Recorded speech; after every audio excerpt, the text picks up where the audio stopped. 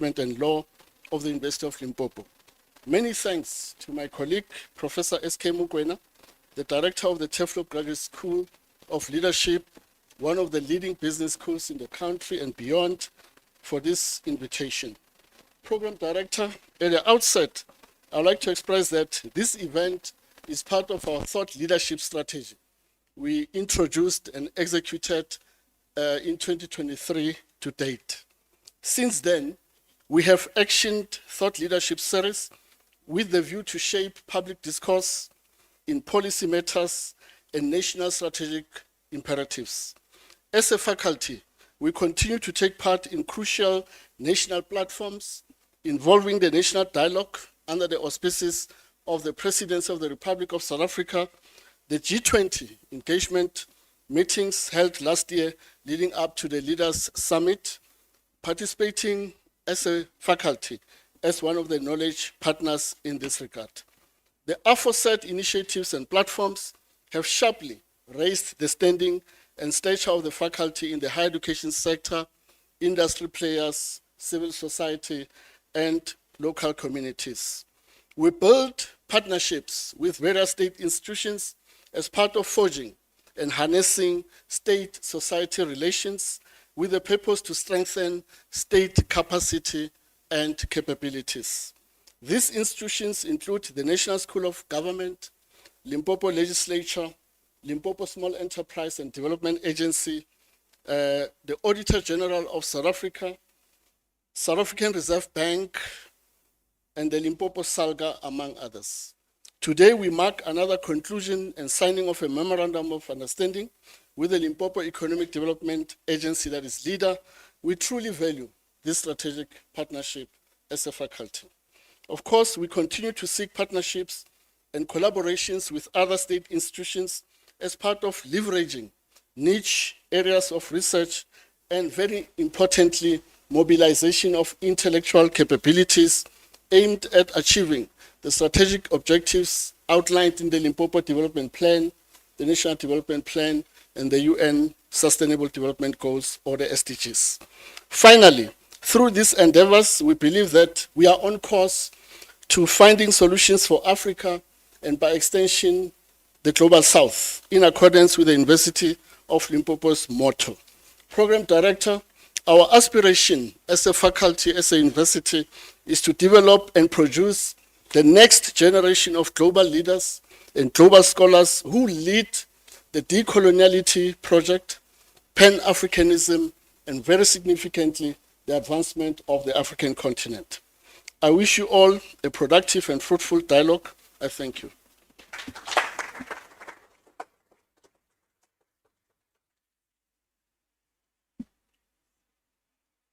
Thank you very much, Prof. Koma, on behalf of the Executive Dean.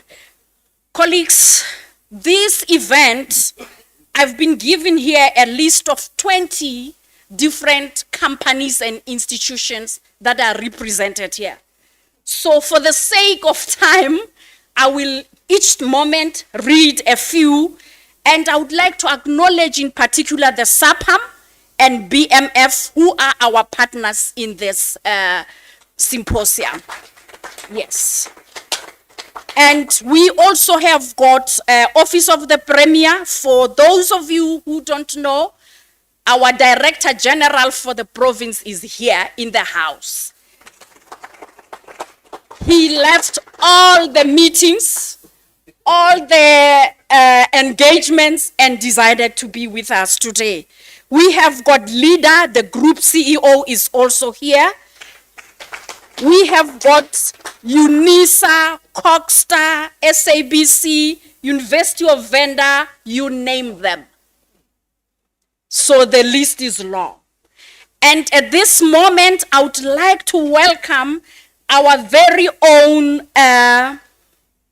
Vice Chancellor and Principal. Can you all stand up, please, to give him the honor for him to be here. Dr. Jeffrey Mabelebele.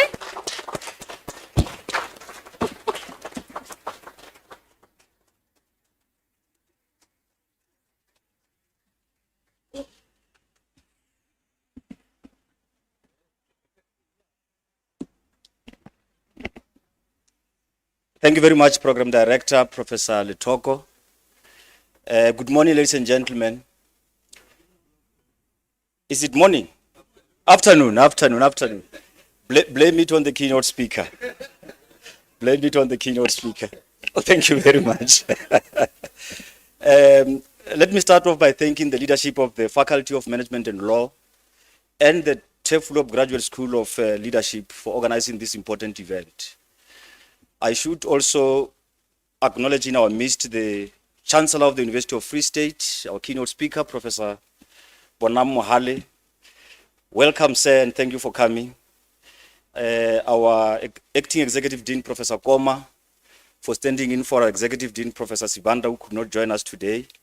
Our own Director of the TEFLOP Graduate School of Leadership, Professor Mukwena. Other directors of school present here at this meeting.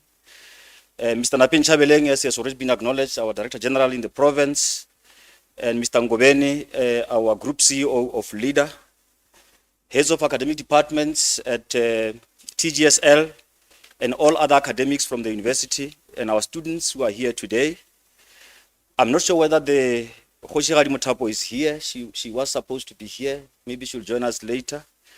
If she's here, I would like to welcome her as well. All the panelists that we are going to be hosting here in front, our own Mr. Bohopa from BMF, Professor PM Shenzi from Univen, and also Professor Mrubula Ngwenya from University of Limpopo, who are going to serve as panelists here after Professor Mohale's presentation. And ladies and gentlemen, it actually gives me great pleasure to welcome you all to the TGSL Dialogue under a very important theme of aligning national priorities with resources, SONA reflections, and budget expectations. I would like to specifically welcome our keynote speaker, Professor Mohale, to the dialogue, who I know for sure that he will certainly prick our conscience and that of our political and economic leadership to reflect critically and pause the reset button on the true and the real state of the nation of our country. The fundamental question is, how can the budget be used as an instrument to steer our state of the nation to a progressive socio-economic development agenda? Program Director, South Africa is at the crossroads of major possibilities. All social and economic development indicators seem to be facing southwards. Our criminal justice system is in the spotlight for the wrong reasons. Our economy is not growing fast enough to absorb the multitudes of our youth and the unemployed. Corruption in government has reached alarming proportions, and also in the private sector. And this is beginning to crowd out resources for economic development to fund vanity projects for the elites. Delivery of services at local government level is more than appalling. We have a crisis of water, poor road infrastructure. These crises have now become the order of the day in our democracy. Our budget deficit, close to 5% of the GDP, is becoming a problem to deal with in terms of our development agenda, coupled with high debt servicing costs and weak economic growth. All of these are putting a very serious strain on the development agenda of our country. The general public's mood in South Africa is getting negative and depressing, and we hope that this talk that we are having today will be able to point us to the right direction. The social compact between various sectors of society post-1994 has waned or is waning, and the glue that bound these sectors together has now thinned in a very fundamental way. If we are to be honest, our country more than ever needs leadership. However, the above notwithstanding, members of the congregation, universities are places where critical reflections should happen, and we could not as a university fold our arms and throw our hands up in exasperation when the country requires leadership. Universities are places where hope should take the place of despair, and through this critical dialogue, knowledge production and research, we are called upon to create platforms for both our academics, our government, our industry, our students, and community to debate these matters and to help arrest what seems to be a rapid decline, a rapid social and economic decline of our country. And in my view, there's no better person to initiate this kind of conversation and to reflect on these challenges facing our country than Professor Mohale. As most of you would know, he has been at the nexus between business and government for a while. He has served in corporate for a while, and he has also interacted with influential leadership from both big business and also from our own government, advocating a pro-business agenda throughout his career, or for the better part of his career. Prof, we believe that you are the best person to share with us how the national budget could be better aligned to our national development priorities. You have been in the inner circle, and you still are in the inner circle, and you do speak with both business and government on pressing development challenges facing our country. Ladies and gentlemen, let me welcome you all to this dialogue. Special welcome, warm welcome to our keynote speaker and our dignitaries, and we are glad you could all come to this dialogue, and we look forward to your inspirational and thoughtful engagement as we reflect on the direction that our country should take on matters pertaining to our State of the Nation address. Thank you very much. You're all welcome.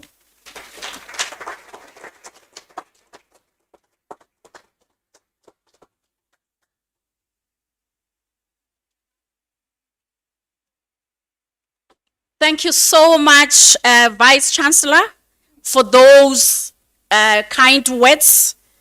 And I would like to continue to acknowledge companies and individuals that are here as part of the program. We have got amongst us Mepoli Bushielo.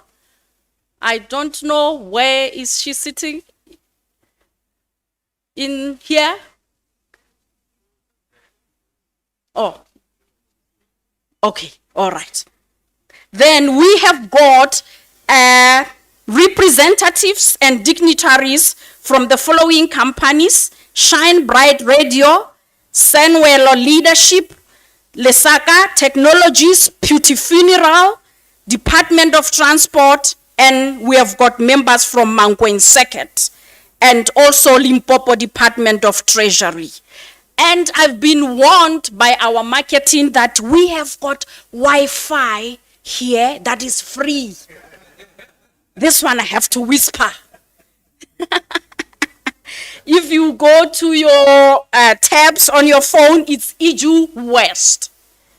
EDU/West. And there's a password there. Can you see it? Can you see EDU West? Should I give the password or you don't need it? Or is it here? Okay. It's K for Kenya in caps. A for Anna in small letters. I for Isaac small letters. 2025. At the sign at and a dollar sign. That S with a slash. I can read the dollar sign. Yes. Hopefully I got it right. Okay. Are you connected? All right. Are you sharing and following the symposium? Oh, thank you. Thank you. All right. So we move on with our program. Ladies and gentlemen, we are going to the significance of the MOU signing between UL and LEADER, and that will be given by Mr. Jason Gobeni, the group CEO from LEADER. Let's clap hands for him.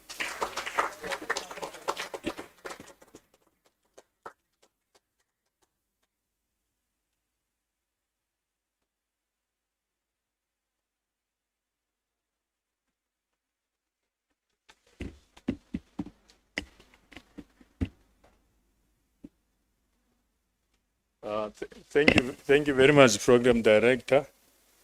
In government, we say, I stand on the established protocols. So I hope it's clear. But I think, let me specifically recognize the Vice Chancellor, Professor Mabelebele, and thank you for the invitation to speak here, and not just to speak, but to be a partner of this institution. Again, let me recognize Professor Mahale. I know that we're going to have a very vibrant discussion, And I know he's going to challenge some of our policies as well. So, and lastly, just one person that I want to recognize, otherwise I run a risk of being called to another office. The DG of the province. Thank you very much. It gives me both a privilege and an honor for the Limpopo Economic Development Agency to participate in this August dialogue, and which was preambled by the signing of an agreement between ourselves and the university. Through this relationship, we are looking forward to a great future for the province and a resolution of the many problems that we experience on a daily basis. The recent state of the nation delivered by the President, President Cyril Ramaphosa, reaffirmed a set of national priorities that are both urgent and familiar. Economic growth, job creation, energy security, infrastructure development, industrialization, and localization, to just mention a few. This is in the core of the mandate of leader. I think the theme of today aligns with these national priorities, and especially the SONA reflections and the budget expectations forces us to confront an uncomfortable reality. Priorities without resources remain aspirations, but equally, resources without capacity result in a waste. So universities such as the University of Limpopo have a critical role to play in the ecosystem. Institutions of higher learning must align research, innovation, leadership development with the real economic challenges of the province. The TEFLUOP Graduate School of Leadership is uniquely positioned to cultivate ethical, execution-oriented leaders who understand both public accountability and market realities. Our graduates must not only seek employment, they must be equipped to create enterprises. They must see opportunity in agro-processing, in mining services, in renewable energy, in tourism, in logistics, and in digital innovation. Economic transformation will not happen through policy documents alone. It will happen through capable people applying knowledge and discipline and integrity. Ladies and gentlemen, the greatest risk of every state of the nation, or after every state of the nation, is that reflection does not translate into implementation. So it is dialogues like this one that must extract out of it actionable plans. We must resist that pattern. As leader, we are committed to accelerating catalytic projects, improving turnaround times for investors, strengthening governance, and working collaboratively with all stakeholders represented here today. But suitably, development requires collective ownership. If we align nationally, if we align national priorities with provincial strategy, academic innovation, and industrial opportunities and public resources with private capital, Limpopo can position itself as a leading growth node in South Africa. Let us leave the dialogue not only with insights, but with commitments, not only with analysis, but with actions that can be implemented. The time for excuses has passed. The time for coordinated execution is now, and we are looking forward, Prof. We see that through this MOU, we will implement solutions that will continue to make this economy contribute even bigger into the GDP. We did speak about a number of areas that are potential that would come through this MOU. I thank you.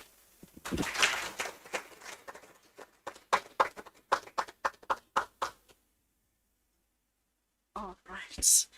Thank you very much, Mr. Ngobeni. And I would like to continue to acknowledge the last batch of companies and individuals.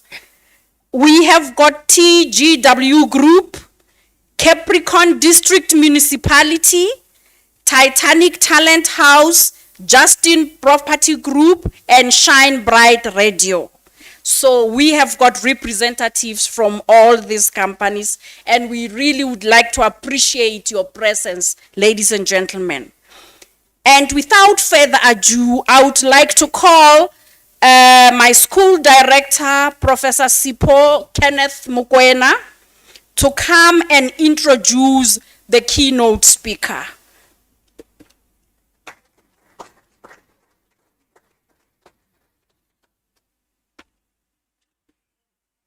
Perhaps I should do what Tatana CEO did. I'm standing on the protocol already established. And good afternoon. I know, VC, there was a little bit of a struggle here when the identification of a person who will introduce Professor Mohale. Now they had to look at all these credentials. Then they realized that I seems to meet all of them. So yeah, Prof. Mohale.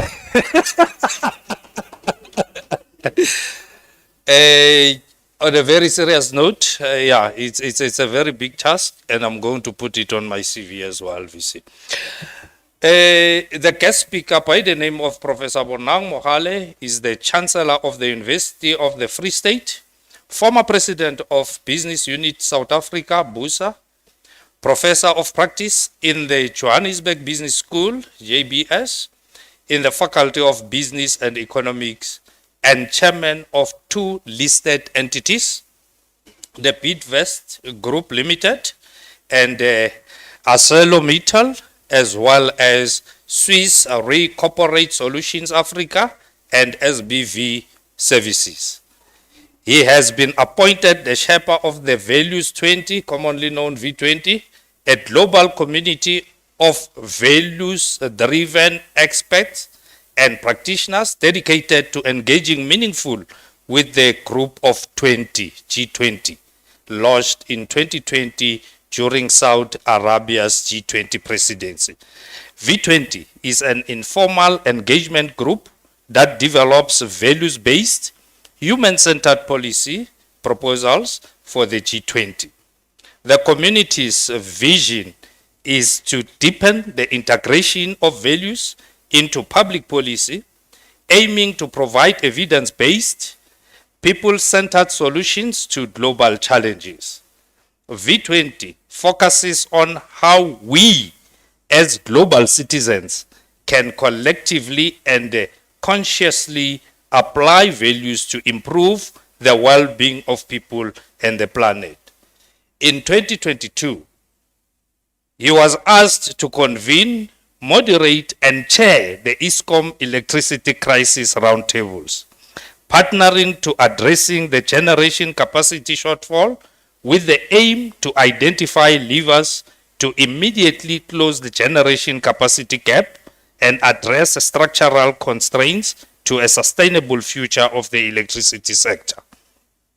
He is a member of the community of chairpersons, commonly known as COC, of the World Economic Forum and the best-selling author of the 3 books.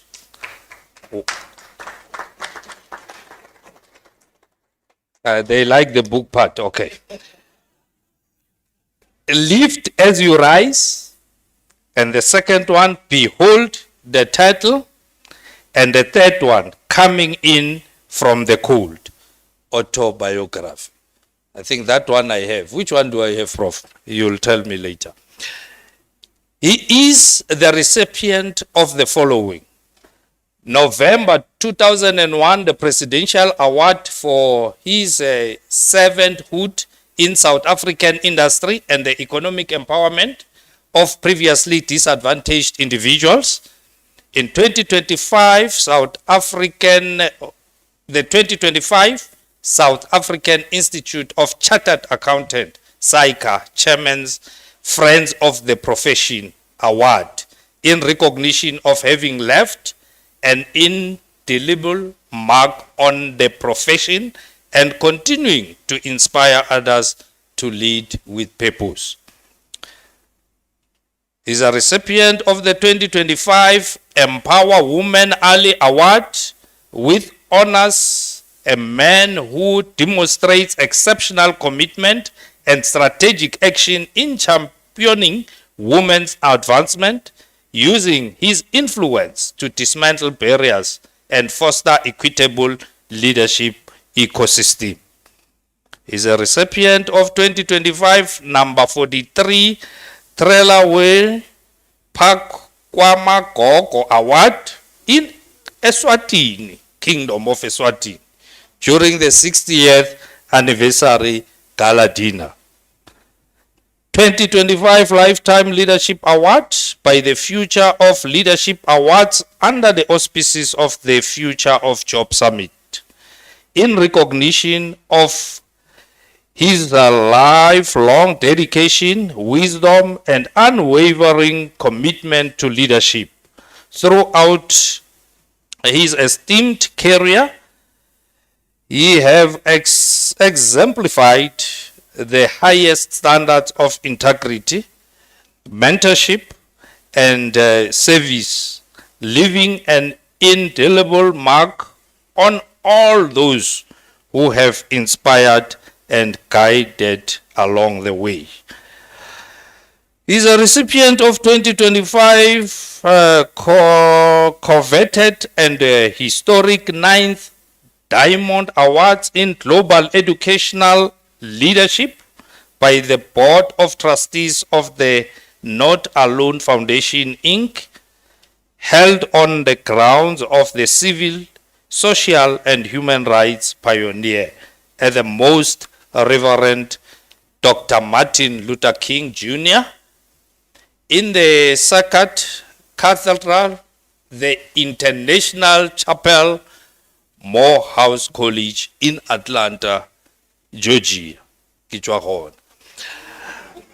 African Union's Lifetime Achievement Awards 2024 and the Africa Career and Gala Awards in recognition of exceptional contribution and achievement.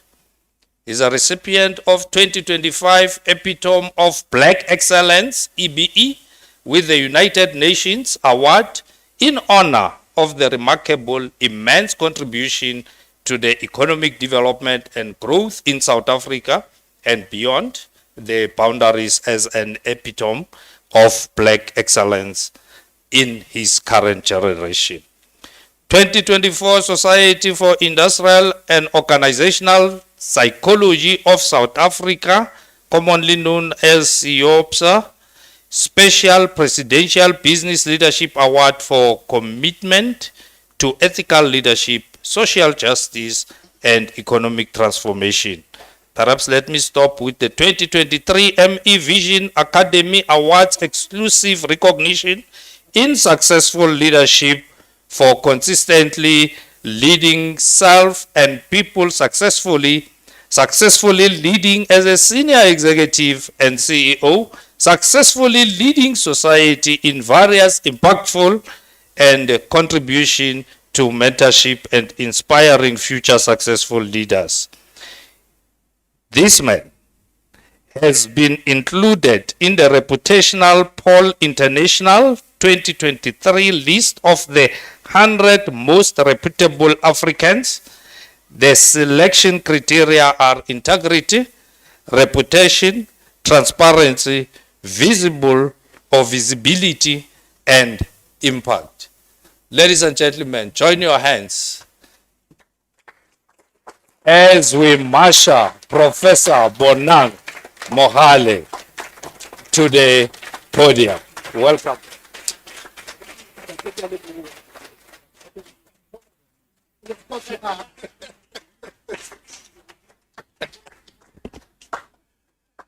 The budget is important for many reasons. But I thought I should just mention one. The values of a country are not so much measured in its constitution as it finds expression in its budget. The essence of a good police service is the fact that they need to arrest more criminals than they employ. In exactly the same way, the beauty of democracy is not just about electing good leaders. It's about finding a system to get rid of the bad ones. At 32 years of democracy,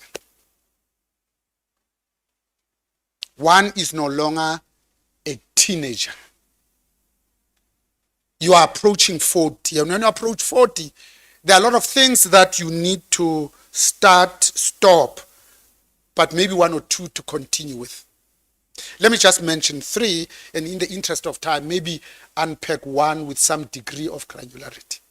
Number one,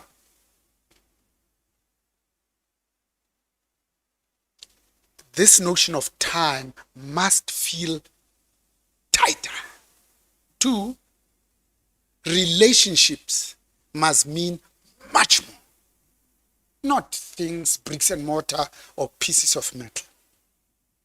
The last one, the big questions must become personal.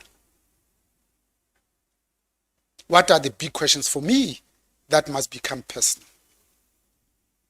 How, after 32 years of democracy, do we look at our niece and nephews in the centerpiece of the pupils of their eyes and explain that all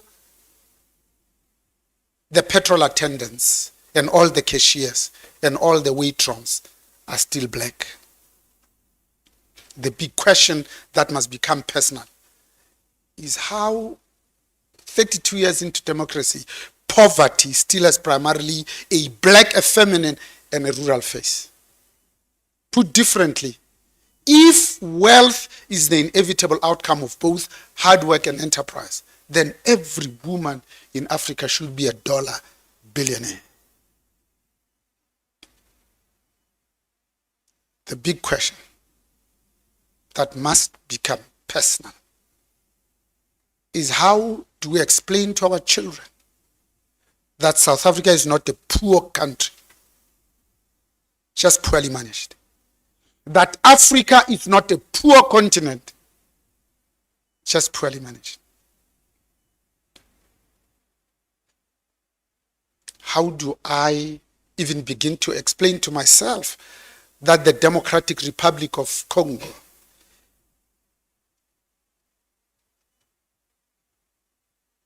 has 80% of the global cobalt? This is the stuff that the world needs for the manufacture of electric vehicles and the batteries that power them. And yet DRC is the poorest country in the southern hemisphere, second only to Haiti in the northern hemisphere. That when you look outside, this is God's own country. Blue skies, African sunshine. Every mineral that the world needs, not just wants, is found in this continent, not as number 17 or 19, but as number 1 or number 2. And yet out of 8 billion people in the world, 1.4 billion of them have absolutely no form of access to any form of energy whatsoever. They still every morning go to the bush to chop down a few trees.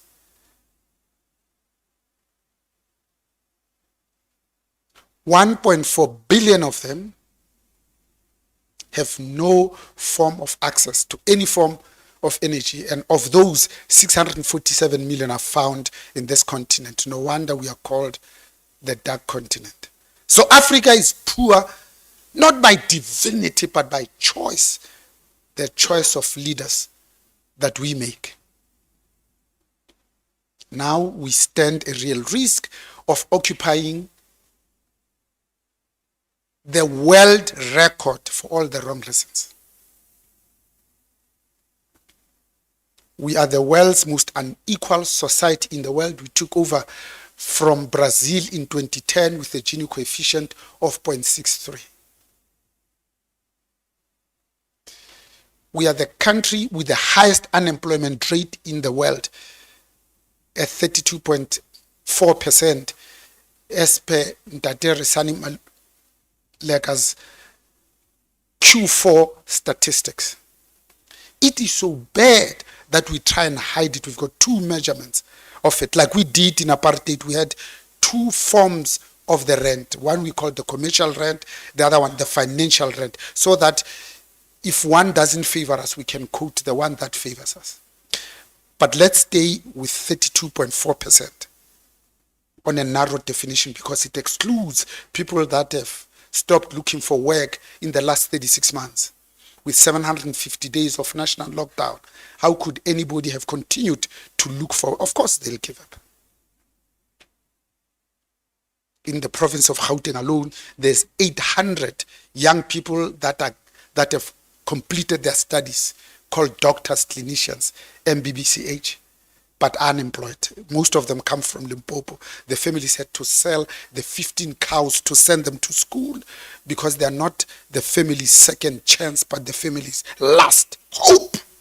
Now they're sitting at home suffering from mental health issues and period poverty. Thirdly, this unemployment rate on an expanded level for us is 42%. But let's stay with 32%, a round of figures, because I'm amongst family. It is worse than unemployment rate of countries at war. During the Arab Spring, this phenomenon that started in Tunisia with the self-immolation that deposed 5 sitting presidents, including Hosni Mubarak of Egypt after 33 years in power. It had half the unemployment rate that we have.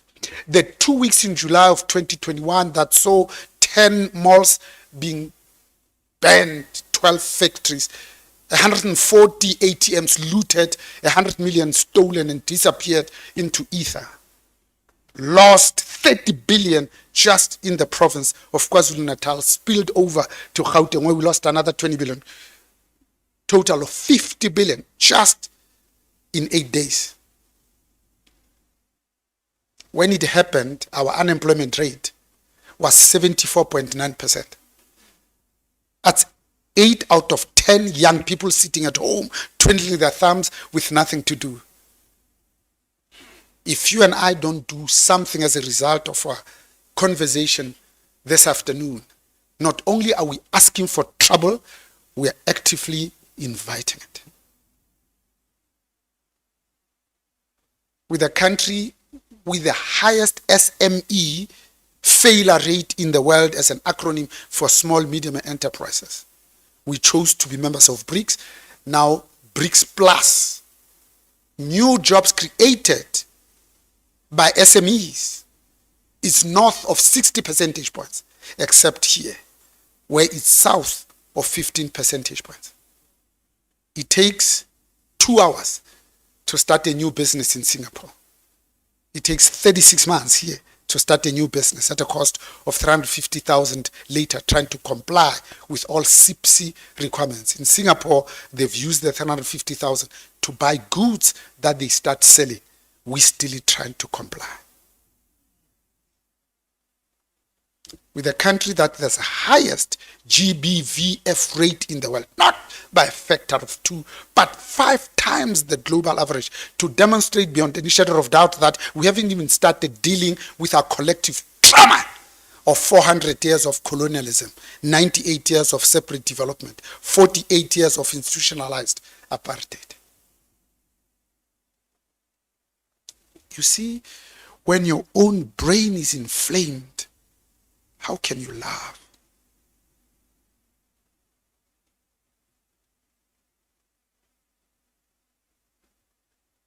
So what needs to be done? Because this is a local government elective year in other 2 years, we'll be electing national leaders that should take us to our own nirvana.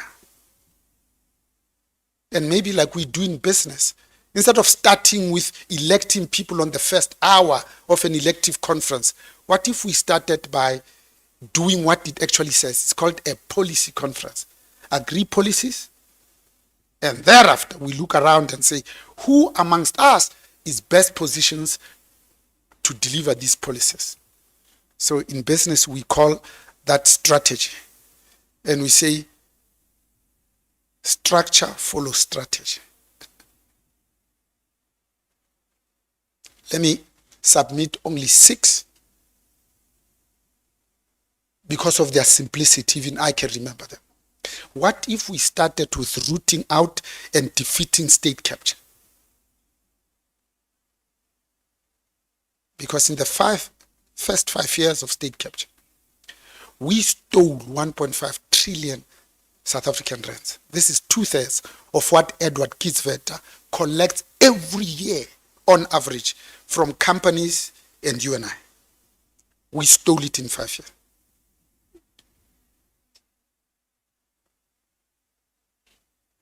It's called the political economy because it doesn't matter what you do in business.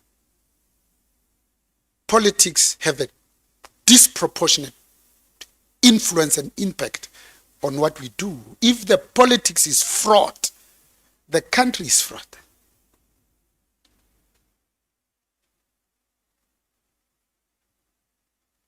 That's why we must root out and defeat state capture, because this has been industrial scale looting. In the 9 wasted years, we siphoned off on average 200 billion per annum just to the 2 Zupta families. Meant to digress a little bit. So during COVID, AfriForum and Solidarity built a technicon for 300 million rand. It's standing for the next 300 years. They'll show it to their grandchildren because that's what we did with the privilege that we're gifted with. The same week in Gauteng, we fumigated schools for 450 million that were closed, and we have nothing to show for it.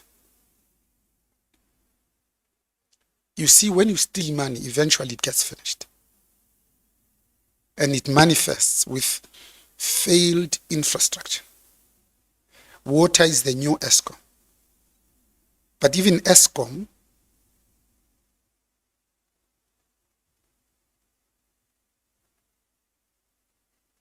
all we were trying to solve for 17 years, this thing called load shedding, was a 6 gigawatt gap. That's all it was, 6 gigawatt. Because this institution that was built by Van der Bijl, and he built 3. He built Eskom, he built IDC, he built Iscor. 56 gigawatt nameplate electricity. By the time we became free, it was 42 gigawatts. So we decided to close this 6 gigawatt gap. Because at peak, which is mostly in the evening, the country needs 32 gigawatts of electricity.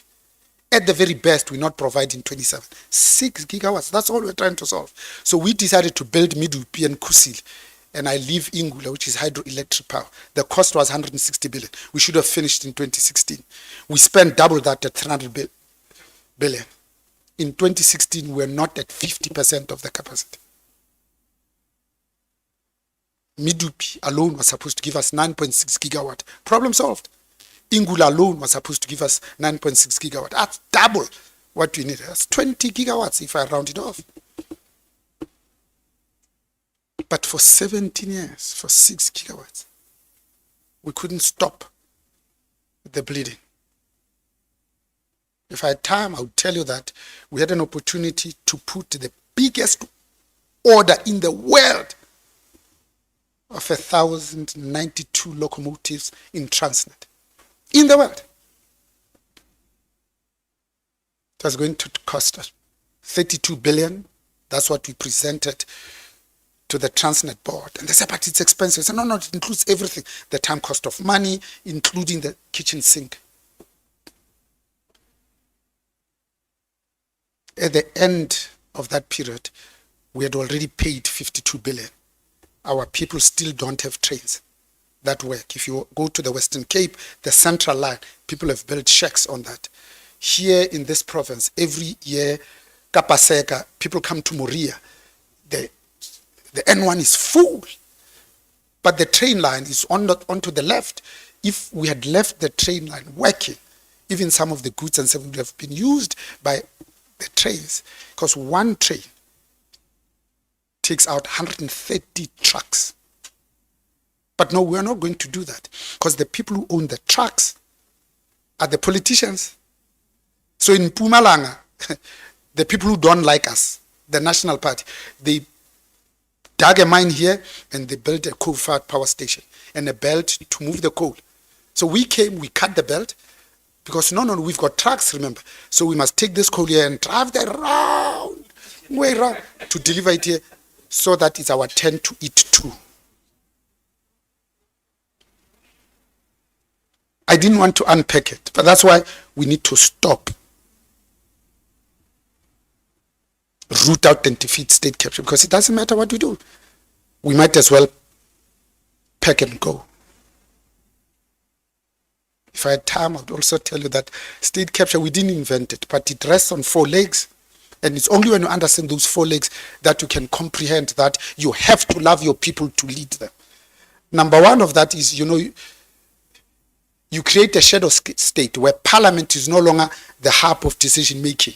The decisions are now taken in Saxonwald by the Guptas. Number 2, you repurpose the more than 734 state-owned enterprises and state-owned companies. 3, you get rid of the good people who know what they're doing. You replace them with people whose only claim to fame is that they know somebody who knows the minister. So there are a lot of black people here who know how to run companies. But you know what? We don't want them. We want people like Vusimuzi Ketmatlala, who, after being called out by name in the murder of Babita Diogaran 4 years ago in Tembisa, one hospital, after he's been called out by name, the South African Police Service decides to give him a tender for 360 million. Now you understand why. Because Sibiya was getting $1 million a month, every month, in black Woolworths bags. Try to withdraw R1 million of your own money in a bank and see whether the banks will allow you. They'll ask you for your grandmother's certificate and how your grandmother was toilet trained. But bona ba yesa every month. Ho bontsha hore ha ba re lawyer re a utswa. The second one is to complete the unfinished work of transformation, even though it's less fashionable to talk about it, because the intent of transformation is to ensure that this economy is broadly reflective of the demographics. This economy must look like us. If it doesn't, these Africans will ban the only library that services the 2 adjacent towns.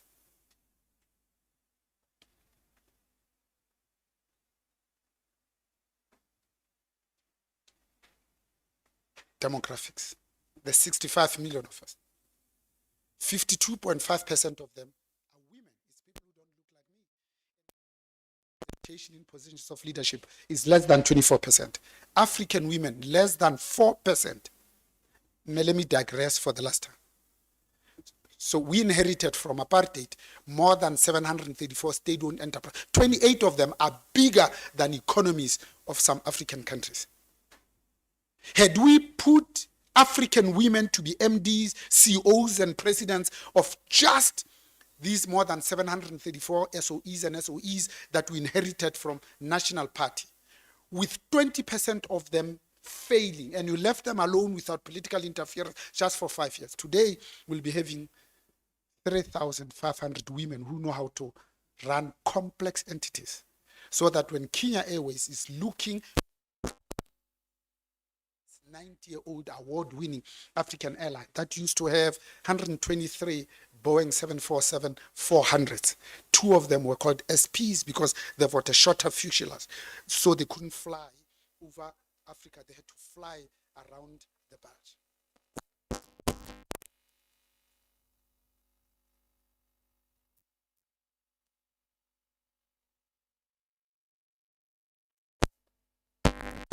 prescribed and proscribed. My grandmother says, ethics is what you do not say when nobody's watching. The fourth is good governance, the old-fashioned good governance. The lawyers will tell you that cooperative governance is a separation of ownership from control. But good governance does not steal from the mouths of the babies, the sick and the dying, like we witnessed during COVID-19, this once in 100-year event. Re utswa la batho ba se ba hlokahala. Ra tjheka mabitla, a million of them, because somebody got a tent. Up until today, we haven't filled those graves.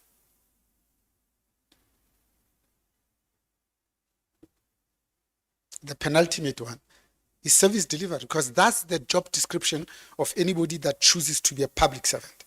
The definition is in the name. If I said to you public protector, it's very clear who the protector is protecting, the public. So when you choose to be a public servant, you forego the Bentley and Toyota Yaris is good for you because you chose to serve the public, because the best amongst us lead with the heart of a servant. Public servant leadership, it's not a leader with many servants. The last one is law and order, safety and security, because South Africans are not safe walking on the streets, because I can almost understand they're exposed. But South Africans are not safe in their homes, their sanctuary, because it's the contact crimes that are increasing.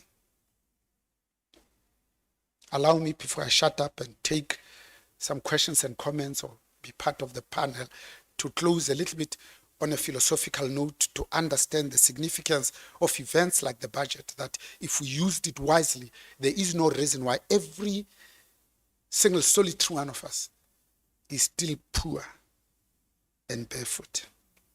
I read, like Tate Khomeswana, the African Writers series, one of my favorite writers, Ubiswa Chinua Achebe. His second book is Things Fall Apart. He gave us this notion of turning around the guy at the center cannot hold. Things fall apart.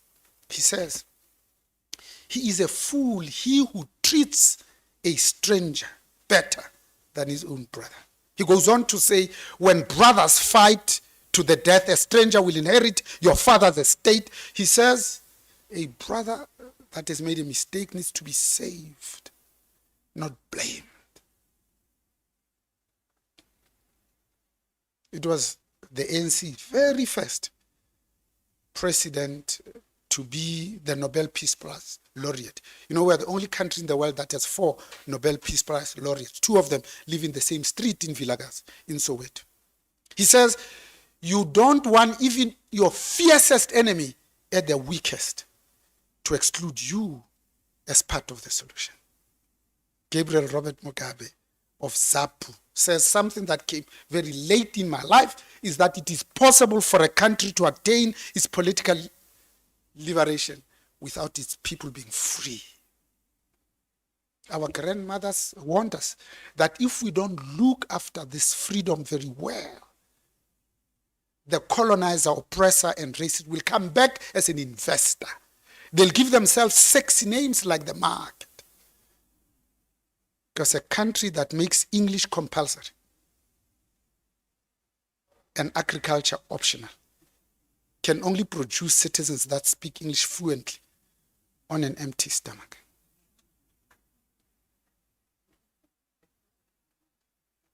If this is your land, where are your stories?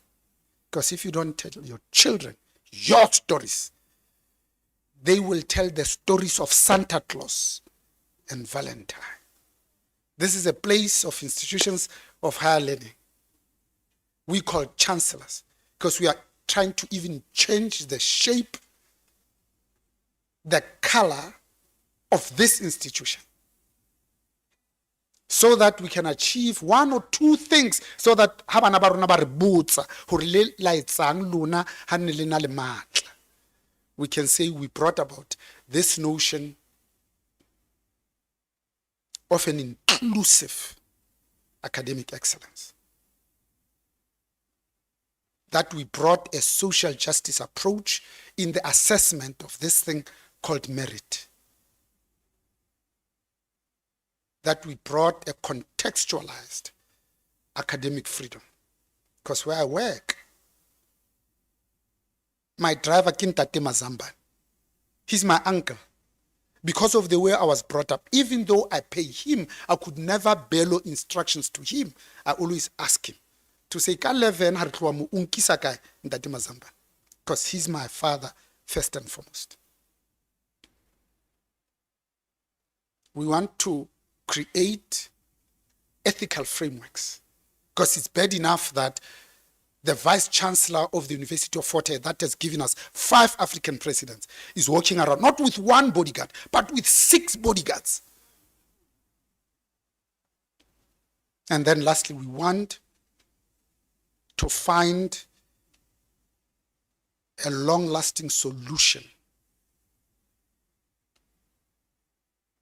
through a funding model. Because 2022, the CSIR does a piece of work, and it says there's 1.2 million students in the 26 public universities. I leave out the TVET colleges for now, who collectively, if you were to educate them on a fee-free basis, would cost us 50 billion South African rands to educate them. If we looked at only those that qualify, combined household income of 350,000 rands per annum, it would cost us 20 billion. But they say there's a smaller problem. It's called Historical Debt Fund, which in 2022 was 16.5 billion, 9.2 billion of which is irrecoverable. That same year, 100,000 young women and men completed their studies but couldn't graduate because they owed these institutions a piece of money, swelling the ranks of the unemployment. How do we ensure that they regain their self-respect and their self-worth? Because when one steadily burns the midnight oil, one gains access to the domain of knowledge and wisdom, the world of meaning, the world that cannot be conquered without a persistent crusade.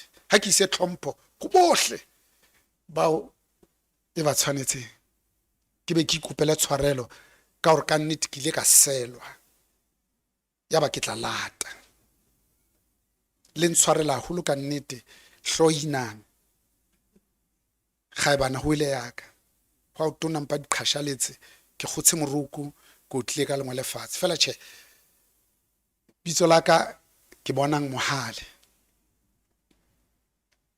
ke Mokwena Mokotedi ke mokgoditswana o moholo segosha ka mpafatse kwena e jarile lehlabathe ka mokokotlo o thuya sesa kwena ya nyoloha madiba thala bodiba ya ithatika ka lebopo ya raha leqhamu ha tsekema ya qethwa ra ba ra bona mala o mosweu mpeng tsa makwala a tetema ya lelala sheba odimo ra ba re bona odimo mahananeng gona mo dulang teng morena le mmina ke gagaulane molamu a tshepe ke le rua la morampokane nna ke bone ke banana ke bona ke ditshadi golo fela ke mphatlalatsa na le dia meso re bone ka yona gore masiwa sesele ke gegediang gege se kgetha mageta se kgethe batho bana ke ba ntatao ba gale bile ke gale ba go tsekisa borena ke lendesa la mametsi matshwana la mametsi madididi metsi a ka thewa thabeng a etsa diphororo basadi ba sala ba o tla koma ka hloho ke for peace gaola dithuta re bone o itsisa mmaoleng tatao mohlango le mohlatsa sile leholo mohlaone o phala diswa le ithuteng tsa modidi di bataole mohale a mata o a lelala o tsepasela shebile odimo a yo kena o baholo ba hae baholo monti le morunyana motso senang bonang wa hlora ke le ranthane la nthithi ya banana ba le pumme ba latlafatse ba re le sale tshikisa Mokwena na ho tshika wa tshika Mokwena o mpasitwa kwa gamolala tshika jwalo ka mankukune tse tsa jwang haholo ke banana ba ntse ba mpotsa gafetse bonang ha ile kae ha e so hule sebakanya a se bohule ba o pala mapere le ba ba o to ba ntse ba fihla ho dikoting ka ba ke le bontsha nka kgathala kwa gamma le godimo ho ja ho ngodiswang ka ba ke romela ditlhareteng ke dinong le mongwana mme a ntse a kula ke majantja madimo a ja batho Mohale o halefetseng ha kana ha ilale e tswentwa ke ya madula mmoho le rona makwala re none e ya kae baneng ntateng ka helle molangwana kotsana ke bapise le tsebe ke tlola ke thintetse ke ipinele difela hobane tlala ye e sitwa inyala kgomo ha nye boloko e kaofela ya kgaula yaya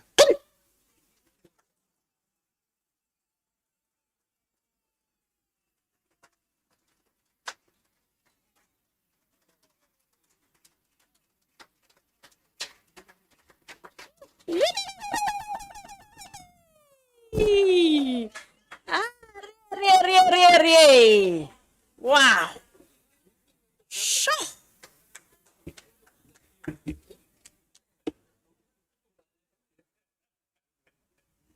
Wow. Okay.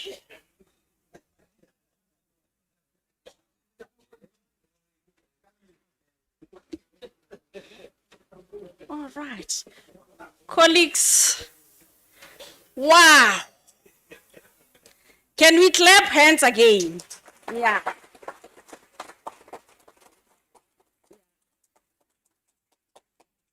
Prof, this was worth the wait.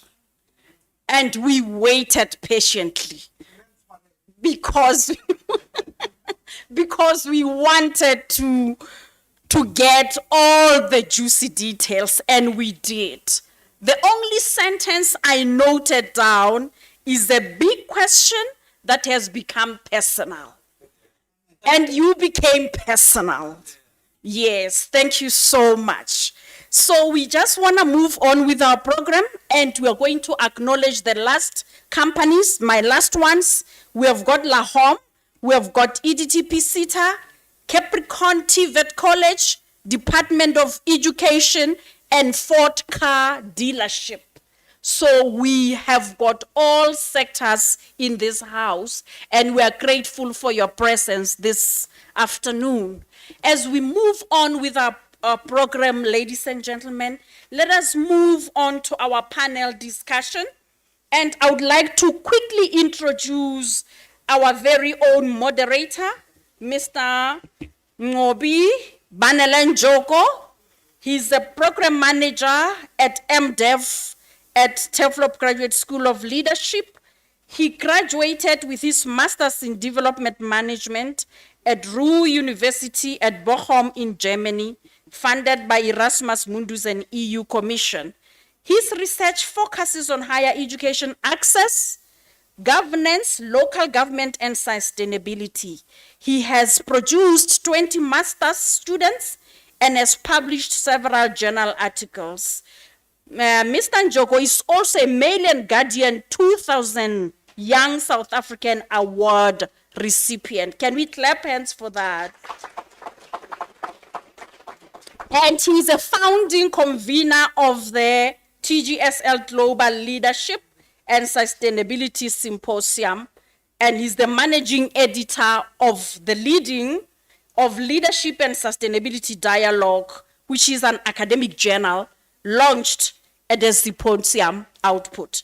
So he serves on several committees of the school and the faculty, and he's a sought-after program director, facilitator, panelist, and all sorts of functions within and outside the university. Ladies and gentlemen, let's put our hands together for our moderator, Mr. Banelen Joko, who will introduce the panelists for today. Thank you.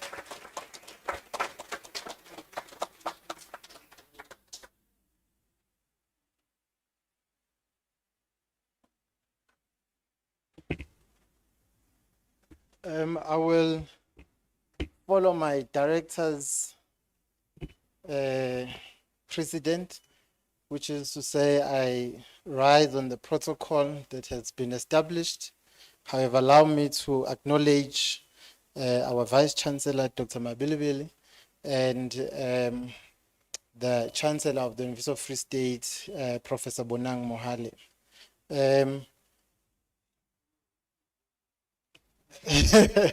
and my acting executive dean, Professor Koma.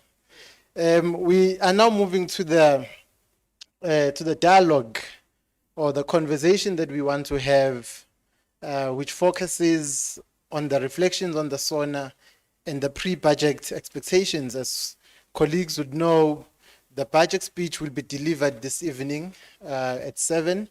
And what we're trying to do is to then to find an alignment to say or to interrogate if the SONA priorities are aligned, are they funded well or are they not? And allow me then to invite on stage our panel for this afternoon in no particular order. Would start with our partner in this event, for this event, which is SAPAM, specifically SAPAM Limpopo, represented by Professor Harry Munjezi, who is an NRF C2 rated scientist, and he is the HOD of Public and Development Administration at the University of Venda, and chairperson of South African Association of Public Administration and Management in the Limpopo province. Prof. Munjezi has published extensively in areas of public finance, local government, and public policy. He has supervised and co-supervised at least 22 doctoral and master's graduates. So when I added it on my profile, it was because I saw it on his. He has edited 2 book volumes, and he worked for at least 10 years in public service departments. And his Google citation count from his peers is currently at 920. And these are important, colleagues, because what we are doing is it's not a political debate, to be very clear. We are having a scholarly dialogue. So that's why the profiles are very scholarly aligned. And we have joining us Dr. Samngezi Mrubulangwenya, who is the HOD of Department of Cultural and Political Studies at the University of Limpopo, Faculty of Humanities. And she's a social justice activist who advocates for lesbian, bisexual, and queer LGBTQ rights in South Africa. She has, she holds a PhD in political science from the University of Limpopo. So you can see we trust our own product, where she lectures and convenes the gender studies program. She's a former Fulbright scholar, and Samngezi also holds a master's in women and gender studies from San Francisco State University in the United States. Her research focuses on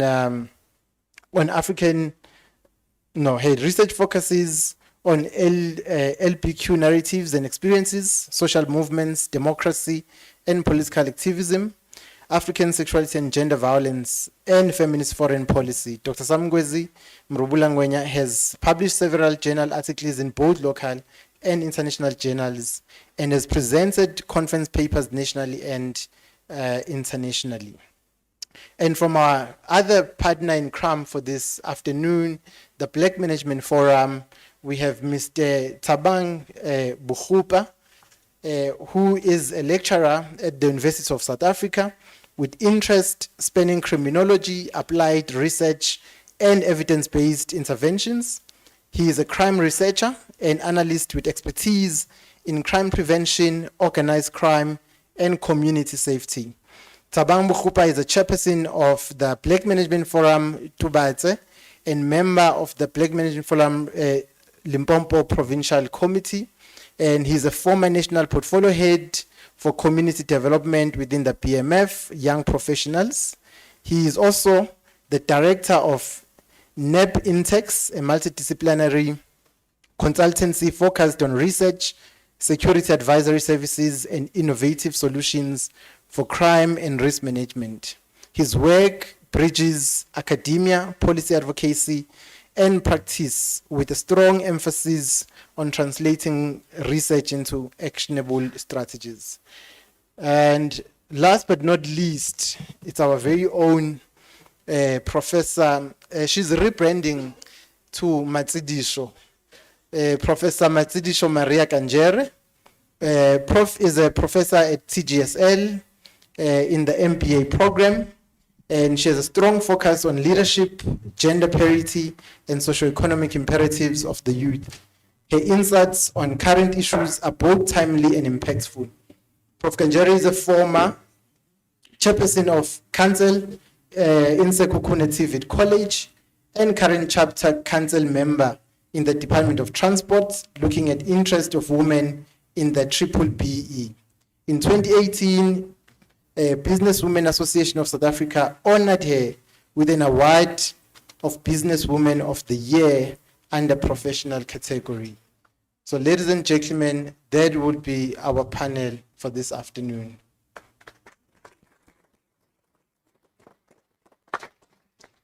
If you can just allow me to negotiate with Ntate Mohale. Negotiation down. Bribery culture. Yes. So there will be our panel colleagues, but the panel will then not be complete without our keynote joining in the dialogue. So Prof. Monang Mohale will be joining us in the panel, and then we'll start. And because of time, panelists, you are very lucky. Because of time, we're gonna have to now cut our conversation shorter. Thank you.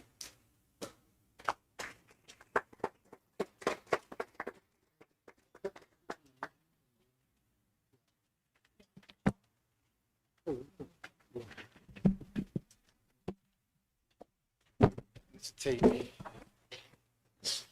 Is it holding something?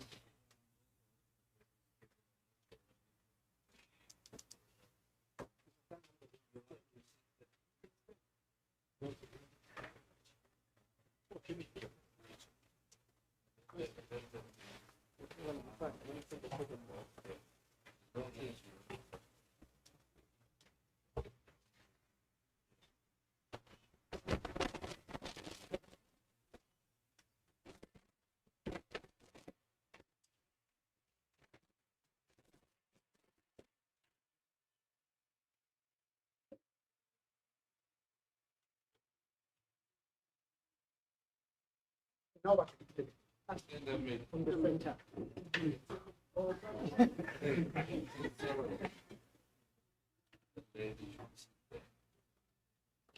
she's protected.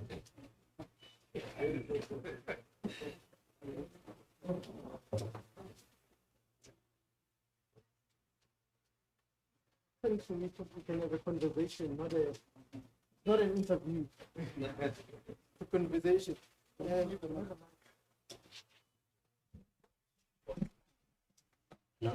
Okay.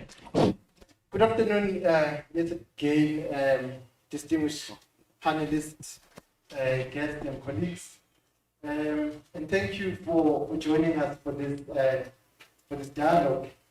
As we know, on the 12th of February, the President Cyril Matamela delivered the State of the Nation, which aims to craft a path for the year in terms of government priorities. And our aim for this afternoon is to not to rehearse what the President said, but to interrogate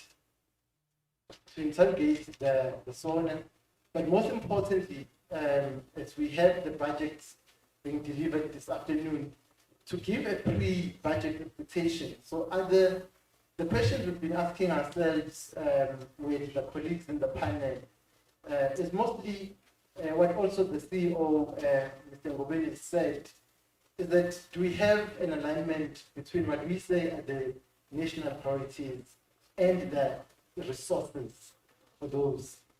And again, the challenge that Prof. Bonang Mohale pointed out, when we do have those resources, how are they utilized? And for whom are we using these resources? So, by way of introductions, I'd like to invite my panel to give, in 2 minutes, what was your key take from the SONA 2023? I'll start with you, Prof. Tanjeri.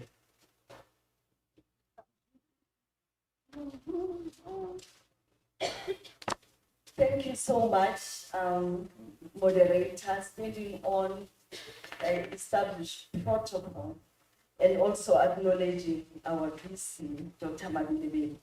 My response would be the SONA that was presented was also discussed in the first year MBA class. And I'm proud of our students on the reflections that they gave. It shows that they are quite glued with what is happening in the country. Can we just give them a round of applause? On issues pertaining to women empowerment for economic beneficiations is what I want to just hit on. On youth unemployment, which Tate Bonang Mohali tackled quite well. I also want to add on that.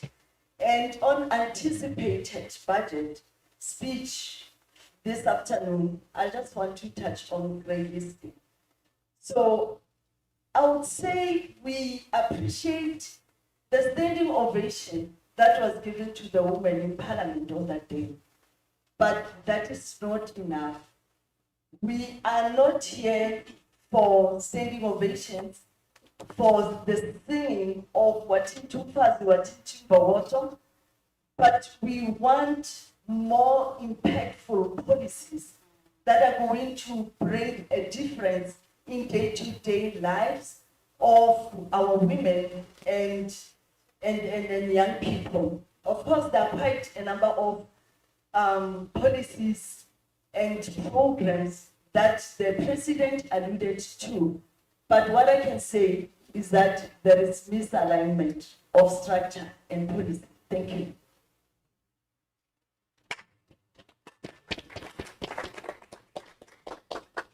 Thank you, Prof, for those reflections.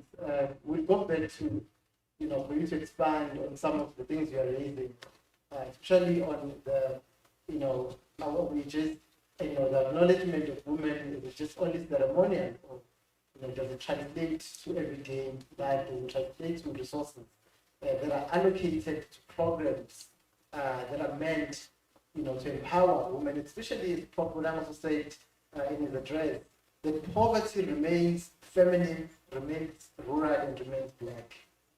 So, we cannot continue, as Prof. we are saying, we cannot continue with that ceremonial acknowledgements that don't translate to anything. Mr. Kuba, what was your take? Thank you so much. And perhaps just a disclaimer, I'm more of an activist than an academia or entrepreneur, so it might not follow protocol what I'm going to say, but you are all familiar with what I say and how I say it. So the VC in his opening, as well as the keynote speaker, they've highlighted the issue of the weaknesses in our criminal justice system. And I'll hide behind that. So both the VC and the keynote also expose the effect that corruption has. And that was also emphasized by the president, that we have one issue currently. Insofar that we want to address all these others, unemployment, poverty, the main big problem in South Africa is corruption. Should we be able to address that, we will at least be able to achieve something. And I want to make this my opening remarks. Why am I saying that? The budget can be allocated. But if corruption, actually let me put it like this, corruption is waiting for the budget to be allocated. And it's going to, the cancer will eat out that entire budget. So until we address this, the budget will benefit the few elites, and therefore the budget should be geared towards reducing corruption. How?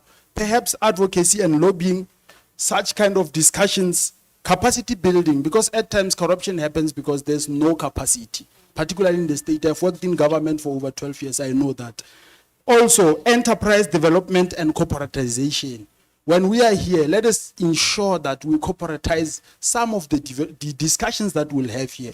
That's the only way that I think will keep corruption, and I want to cap my opening remarks to that. Thanks.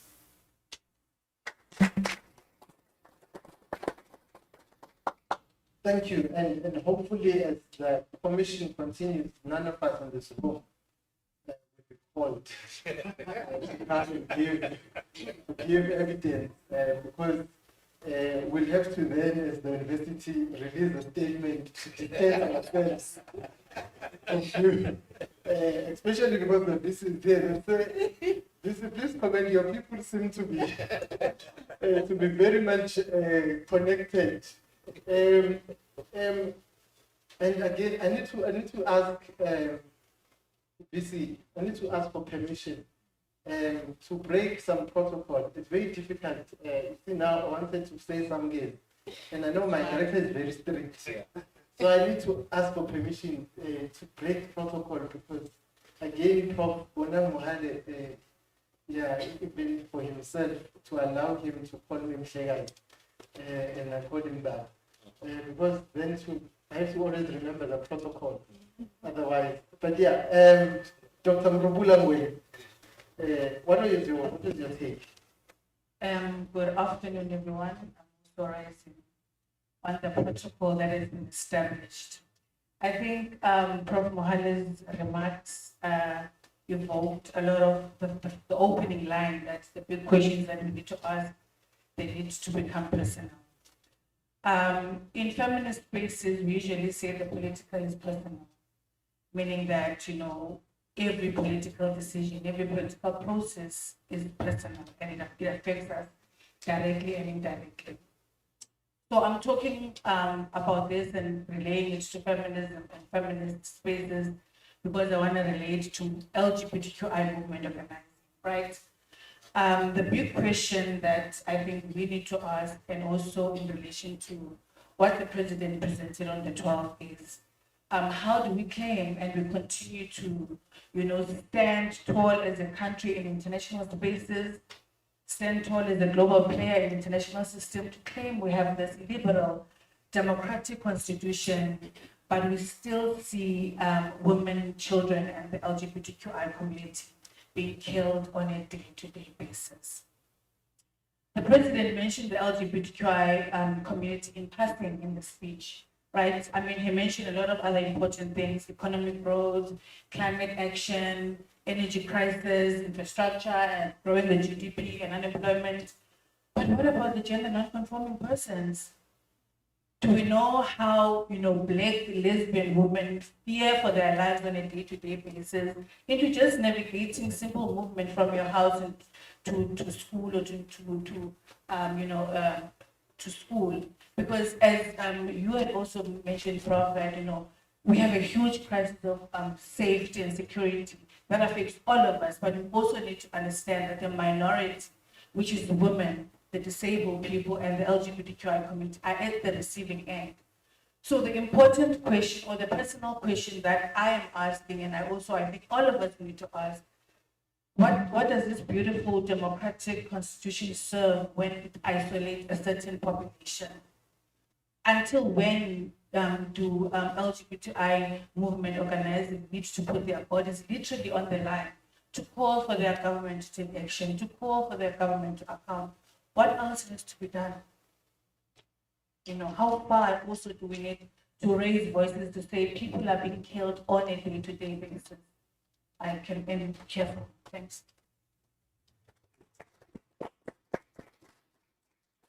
As we get into our discussion, one of the things I wanted to touch on is the resource allocation. We've been saying that we need to declare gender-based violence, as a crisis. But are there resources? When we say that, is there enough resources available for that, and is the state willing to, because resources can be found if there's a political way, but is there, political way for that?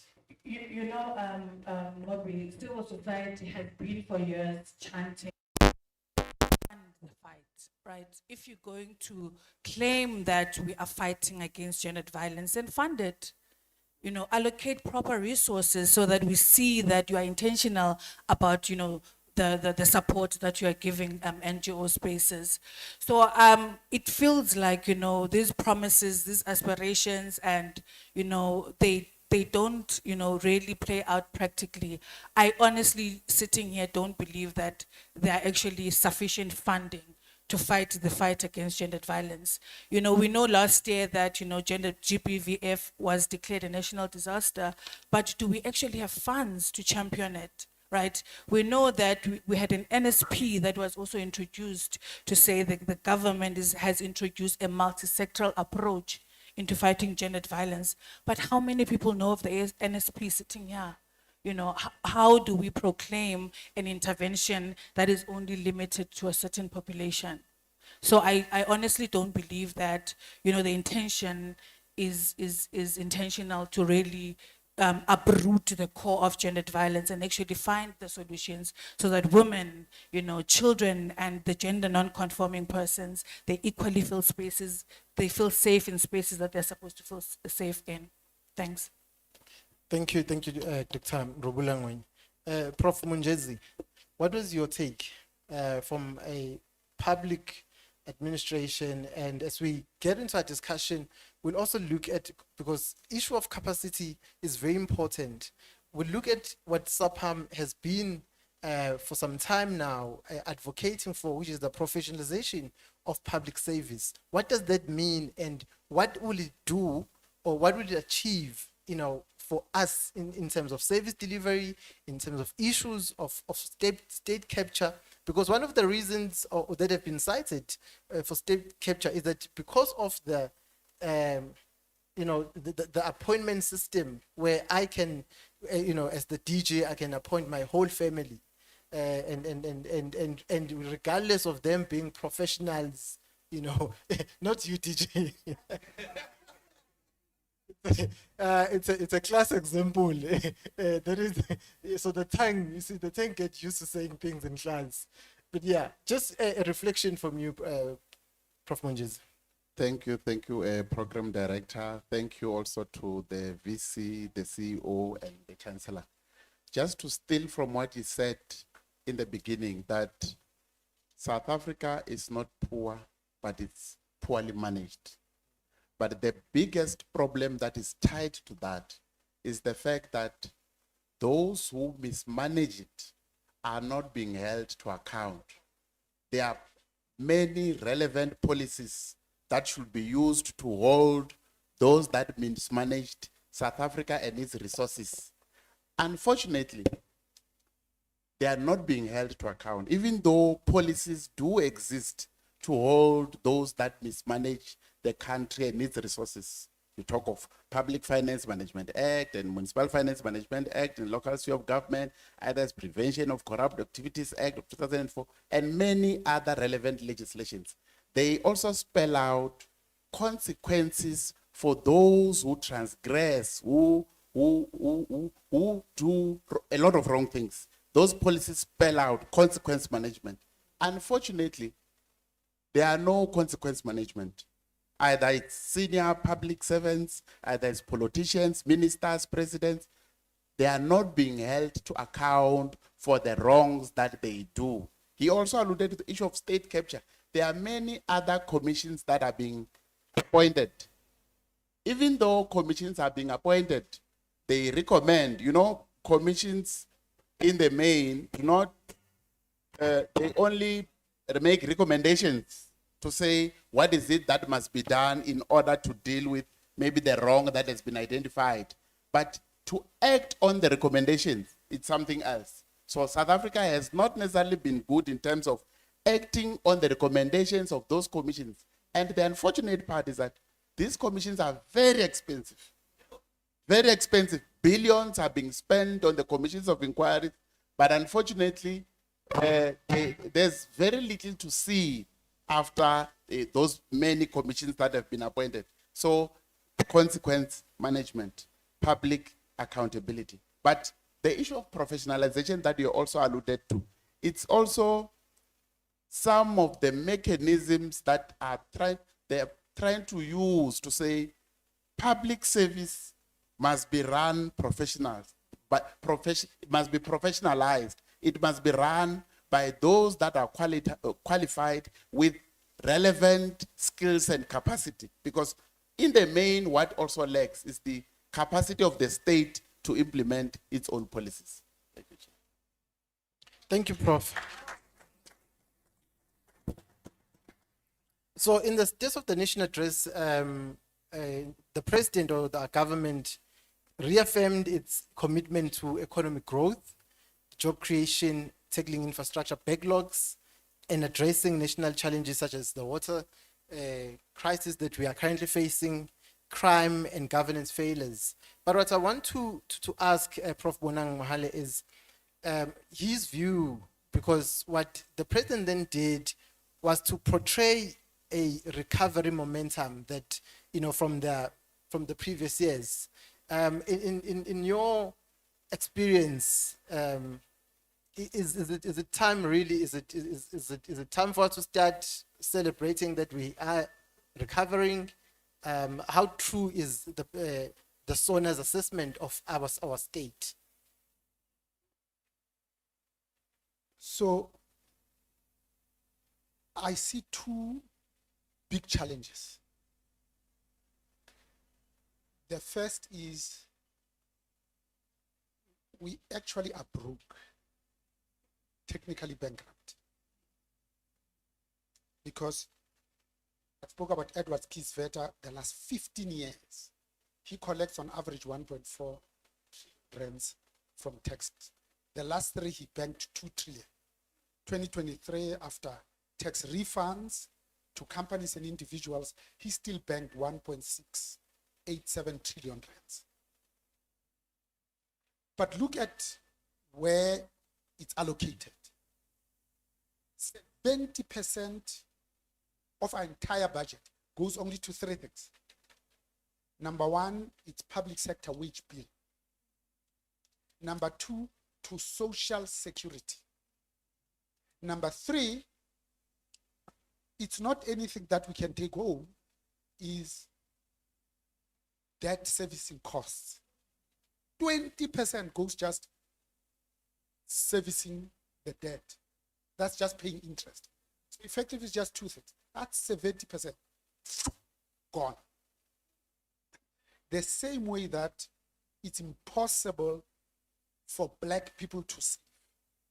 Because again, 70% of their monthly wages has disappeared because we haven't dealt with the spatial apartheid planning that ensures that black people live on average 40 kilometers, at least, from their places of work, thereby gobbling up 40 minutes one way, 40 minutes the other, which then eats up 40% of their monthly wages. If at food, 70% is gone. So there is 30% to educate through their own. Impossible for black people, even if they knew that, no. You see, this notion of compound interest is start A. How do you start A? When you don't have enough to start with. The second thing I just wanted to raise is, let's not even try to be clever and reinvent the wheel. Let's look at all the successful countries in the world. What have they done? None of them have 8 priorities. None of them. So China used to be the #1 biggest economy in the world. And now they've surpassed the US of A. That's why Donald Trump is unsettled, because he knows that he's already lost the war. You just have to look at our automobiles. The Chinese are here. Yeah. And China has one problem and one problem. It's called a 1.4 billion people problem, period. Singapore, like us, they were a swamp. That's all it is. Fired by their parent company, Malaysia. Singapore doesn't even have fresh water of its own. The fresh water is piped from Malaysia. In 40 years, Lee Kuan Yew leadership made sure that They are now in the top 5 highest per capita income countries in the world. The World Bank and IMF says by 2030, real estate in Singapore will be more expensive than in Hong Kong. That's achieving something. The last example I'll give is Kwame Nkrumah, love him or hate him, Rwanda here. On the 27th of April, when we were in queues trying to vote, they massacred 800,000 Tutsis by Hutus. At the end of the month, 1 million of them were dead. It only took them 20 years.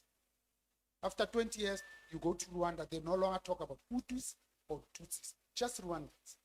You go to Kigali, the capital, you get free Wi-Fi on public buses. How did he do it? He didn't even try to be clever. He went to Singapore and said, give us the framework, and he implemented it as it is, including the cleanup sessions on Saturday, led by the president with his people. So in business, we don't focus on 30 things if you run a company. You look at 3 or 5 for that year.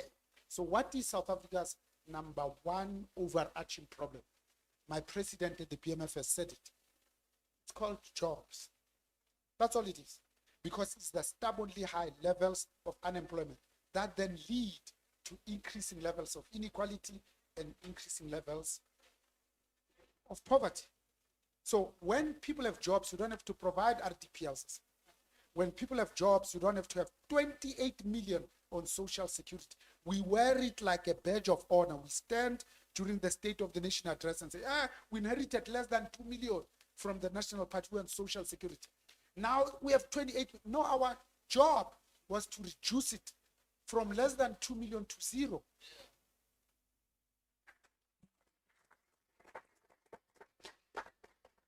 Thank you, Prof. I want to link the issue of the wage bill, which is high, and again, we've been one of those countries where government is the biggest employer than anyone else.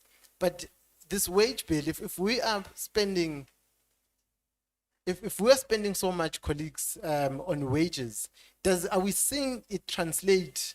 Are we seeing it translate to capacity? Because if we are paying, if so much money goes into paying wages, we should then not be having a challenge of capacity. Because, like Prof. Bonang said, if you choose to join public service, you must accept that you're going to drive a Toyota Tez, But because we don't want as public servants to drive a Toyota Tez, that's why, the wage bill is keep on increasing, because there's a certain lifestyle that we want to, we also want to maintain. So colleagues, I'll start with you, Prof. Kanjere. In your, does it translate the wage bill and capacity for you? What are your views on that? Thank you, Mngu.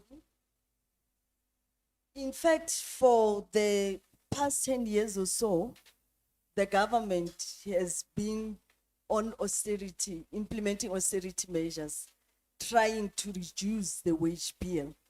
And that has affected quite a number of women who would have been employed in the public sector, or even young females. So hence the stubborn face of young female being the face of unemployment and poverty.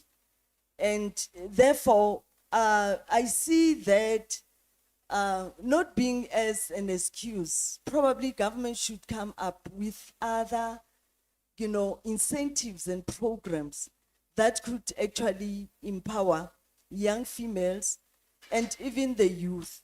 Why? Because there are so many hurdles in agencies that are meant to empower women as well as young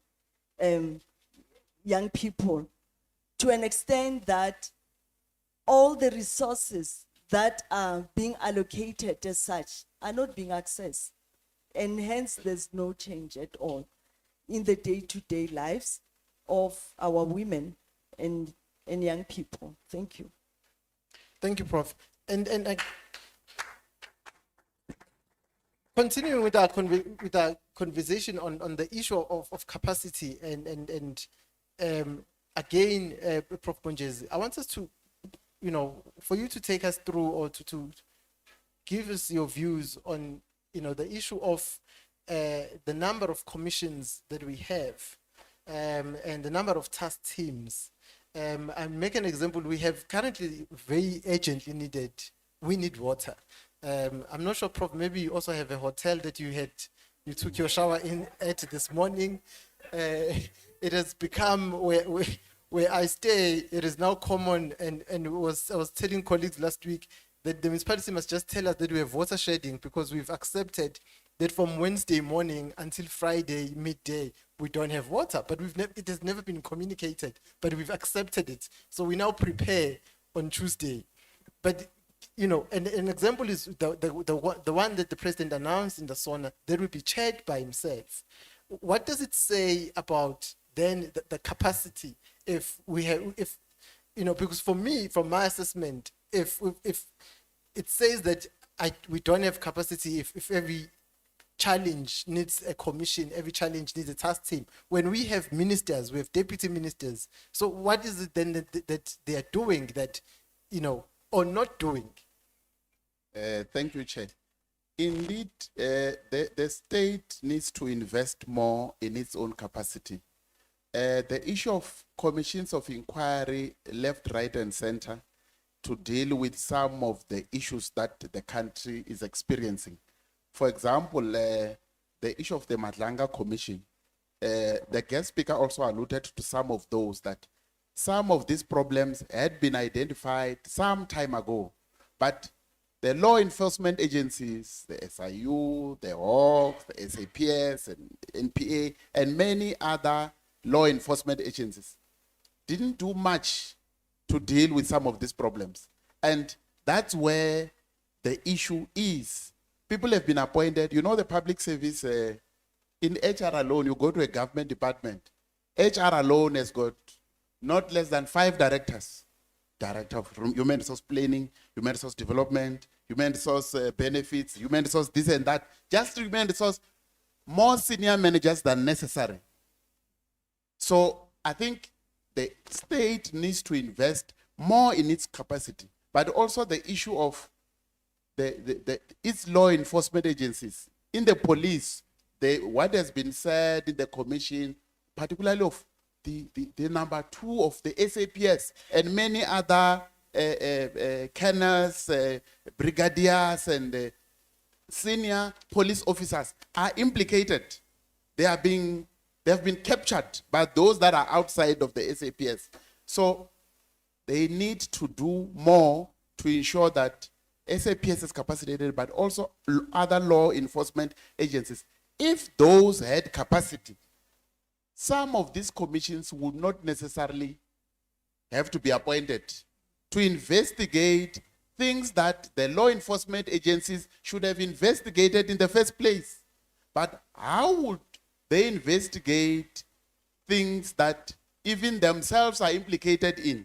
The most senior of those police officers are implicated. So it's gonna take more than, I don't know, even a political will to invest in the capacity of the state. You go to the local sphere of government.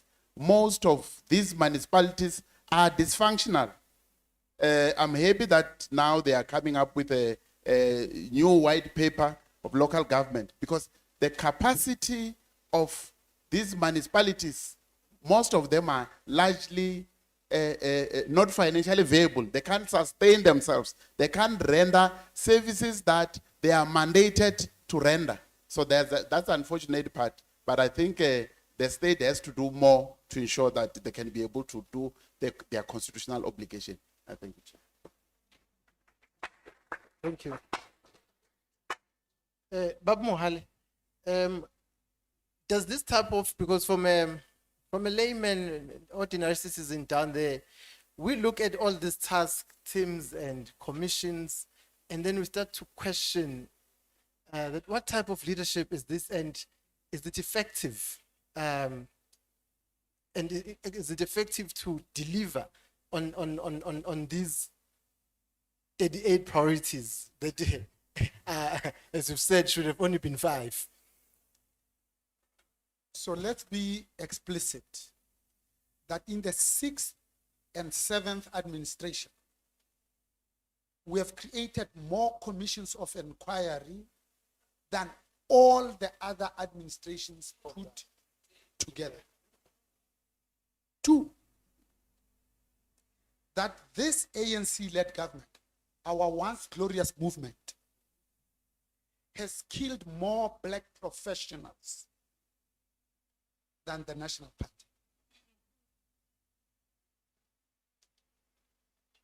The Commission of Inquiry into State Capture, chaired by the then Deputy Chief Justice, Raymond Zondo, took 4 years, cost a billion rand in 4 years. It had 3 volumes, 7 in total. The first is 487. It called out 97 ANC leaders by name. Up until today, not a single one where we can say there's a successful prosecution. I can go back. The TRC, led by Archbishop Emeritus Mpilo Desmond Tutu, found 4,000 people who don't qualify for amnesty. Amnesty was granted, given. There was only one requirement: tell the whole truth. 4,000 didn't. Today, not a single successful prosecution. So there's no question in the minds of South Africans that commissions don't achieve anything. They are not meant to achieve anything. It's called kicking the can down the road. Last one. So what did Singapore have as its own strategy? Because I said in business, you don't have 10 priorities for that year. 3, no more than 5. Singapore had 3. Even I can remember them. Number 1, it speaks about this notion of meritocracy. We put our best foot forward, not our worst, like we do in South Africa. Number 2, it talks about pragmatism. Your solution must work. It must not be theoretical. The last one, it talks about honesty. Just 3. And go and check what Rwanda is doing. It's just those 3. Let me end by saying, you must watch the video of Lee Kuan Yew when SAS, Scandinavian Airlines, one of the top 10 airlines in the world, it was number 1 for 10 consecutive years. The pilots decided to go on strike. He didn't send the Minister of Police, the Minister of Public Service. He went himself. He's wearing a white shirt. He folded it up to here. He set them down, says 2 things. 1, you know that I've got one option. I can dissolve SAS as an airline and fire all of you or start a new one from scratch. That's one option. Or the other, you pick up your things now and you go back to work. The pilots chose to go back to work.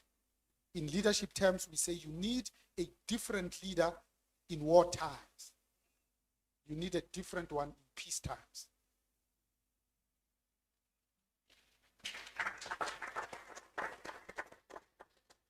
Thank you, Prof. Tsabang, Prof says the current administration and our formerly beloved organization has destroyed black professionals. But what has it done for black business? As BMF, has it even, it takes care of both professionals and business. What has it done? What is your assessment as BMF? Thank you so much. You're pushing me against a very hard rock. But I want to take home from what Prof said, that the CGS starting must get rid of criminals instead of hiring them. But we are with leader here, we are with leader. That's one of the initiatives. There might be beneficiaries here, there might not be beneficiaries here. There are multiple developmental and funding institutions. And that's because you are asking from BMF side. However, the challenge with corruption is that some of these figures that are accounted for might not go to the legit beneficiaries. I myself, if you go to NYDA, you punch my name, I've benefited a lot, but I never received it in the bank. If you go to, which is this other one, okay, I'll leave NYDA only. I won't mention the other ones because some are here. But the reality is that so far that the government is attempting, I would say theoretically so, to reach out and assist the youth that are here, the entrepreneurs that are here. There are individuals who will always try to make sure that it is for personal beneficiation, not for the broader public. So, and I think we must root out the corruption in these entities. But also, there's an issue, confrontation of the malpricing of state projects. I was listening today in the morning to a project announced. It is at, I think, 16 times the actual cost. And everyone is clapping hands. So the reality is that the amount that's budgeted or allocated to even develop us as black entrepreneurs end up going to very few elite. And when you listen to the stats, you'll feel like people are empowered, so much money is spent, but you realize you can look at Avocate and all those other people. Prof, I think, mentioned the issue of one person getting, is it 300 million, even after they've been implicated in another project. So, insofar that state entities are supposed to develop us and are developing other blacks, the gross malpractice that's there hampers the developments or hampers us from appreciating the actual success. Thank you.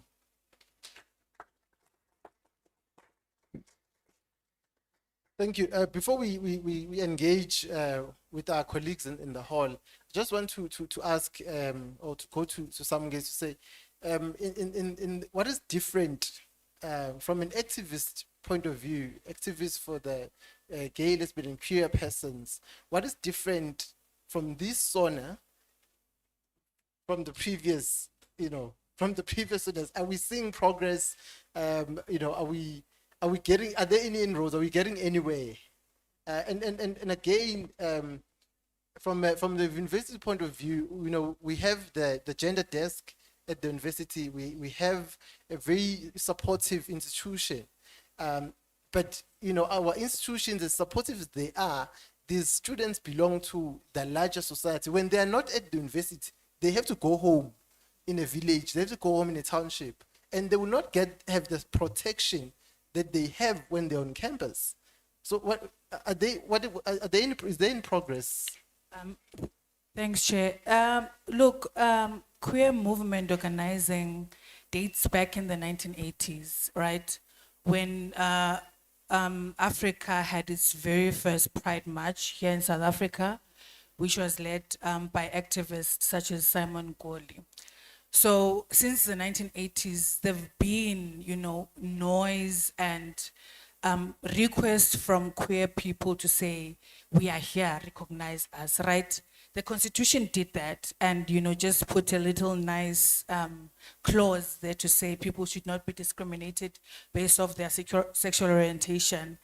But that is just in paper. It's not happening in practice because, a lot of information or a lot of stigma and discrimination is perpetuated by our culture, our religion, and, and all our beliefs that influence the way people treat queer persons. But honestly, there's nothing different that the president said. Instead, it was worse this year. He just said it in passing that, the government is committing to protect, minority people, including the LGBTQI community. That was nothing, actually. It's as good as not saying anything.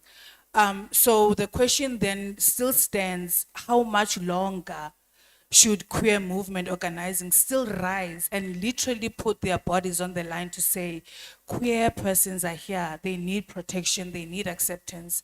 It's no longer now an issue of advocating for rights that do not exist. They're advocating for rights that are documented in the Constitution, right? So, but we know that, there's a huge disjuncture between legal protection and social protection. Our communities are very, they distance themselves from homosexuality and queerness. And in actual fact, these are the conversations that we should be having, when you start saying gay or lesbian, some people, they start to shrink or they want to look aside. But these are the conversations that we should have because all of us sitting here, we know of a gay person, we know of a lesbian person, so we come from families that have queer persons. So it doesn't really help to have these grand plans for the country, but also leave behind a huge population, because queer people actually contribute to the economy of this country. I'm a queer person sitting here, I pay SARS, right? So if you are making priorities and actually invisibilize my existence, then that is nothing. So I think we continue the slogan to say, fund the fight, you know, give NGOs money to continue the work on the ground, right? Continue to have policies that are actionable, you know. Don't say that we have created a hate crimes bill, but that bill does not translate to anything, right? Don't say that you have declared national disasters, but women are still killed. Every day we wake up with stories that someone is killed somewhere by someone, right? So let me leave it here before I get too much, you know, emotional and take it further. Thanks, Chair. Thank you. As we engage with our colleagues, Mr. Bukhupa, we'll come back to the issue of security and how safe we are. Prof. Mukwena and I stopped jogging because of the fear of jogging at certain times and where in the city you are jogging. So you have to come back by the stadium where there's more people jogging so that you feel safe. So the issue of safety is not isolated to minority. It's something that is affecting, you know, all of us. So we can no longer sit here at Edu Park until 7 and then we just go jogging. So we now have to cut our day shorter so that we can jog when everyone else is jogging, you know. But colleagues, here's your panel and here's our keynote. Allow me to invite you to engage with them. Okay. Oh, yes.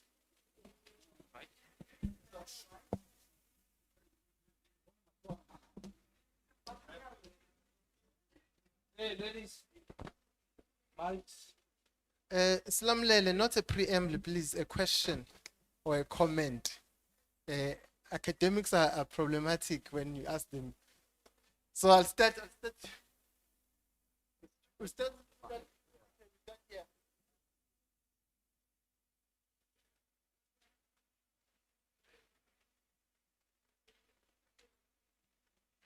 Okay, well, the mic is moving. We can give her the mic. Then we'll go from there.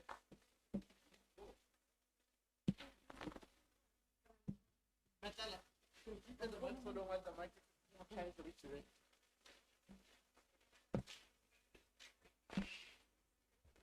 Hey, Matala, give her the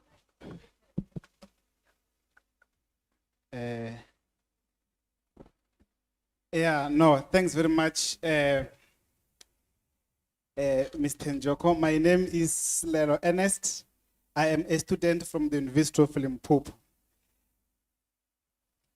Professor Munjezi, South Africa is not poor because, this is my view, it's not poor because it is poorly governed. But I believe that South Africa is poor because it is overexploited by those in government. They exploit the poor. It is just a matter of time that young people take it to the street. You know, as the keynote speaker was addressing on the podium, I then learned from the book of John Chang, Kicking the Ladder, that, you know, the reason why the underdeveloped countries are still underdeveloped till to date is precisely because the developed countries have kicked, you know, they've exploited us and kicked the ladder so that we should not get to where they are. But in the context of South Africa now, a keynote speaker, our leaders have, you know, they've climbed the ladder. They are there on top. Then they kicked the ladder. When they kicked the ladder, they said they want experience. Where are young people going to get the experience to get to where they are? Thank you. I'm not done. The last one. Okay. Yeah. Thank you for a comment. Mr. Mohale, if we know if we don't stop you. Greetings to the house at its own latest capacity. I am Madike Ratile. I'm a student at the University of Limpopo.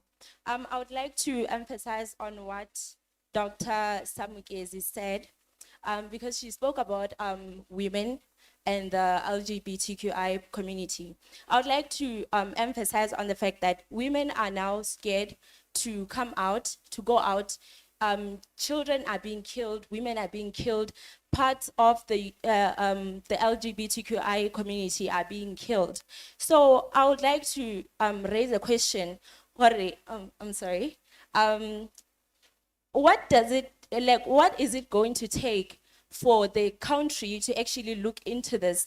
Because we were having a Women for Change protest, and it didn't change anything, honestly, because the a huge population of the country was on its feet, trying to raise awareness that women are actually being killed. This is something that has to be looked into, and it has to be taken seriously, because we are unable to live our lives because we fear men in majority. Yes, men are in danger also because there are women who actually kill men, but it's not really happening that much. So I'm asking, what is it going to take for this country to look into this? Thank you.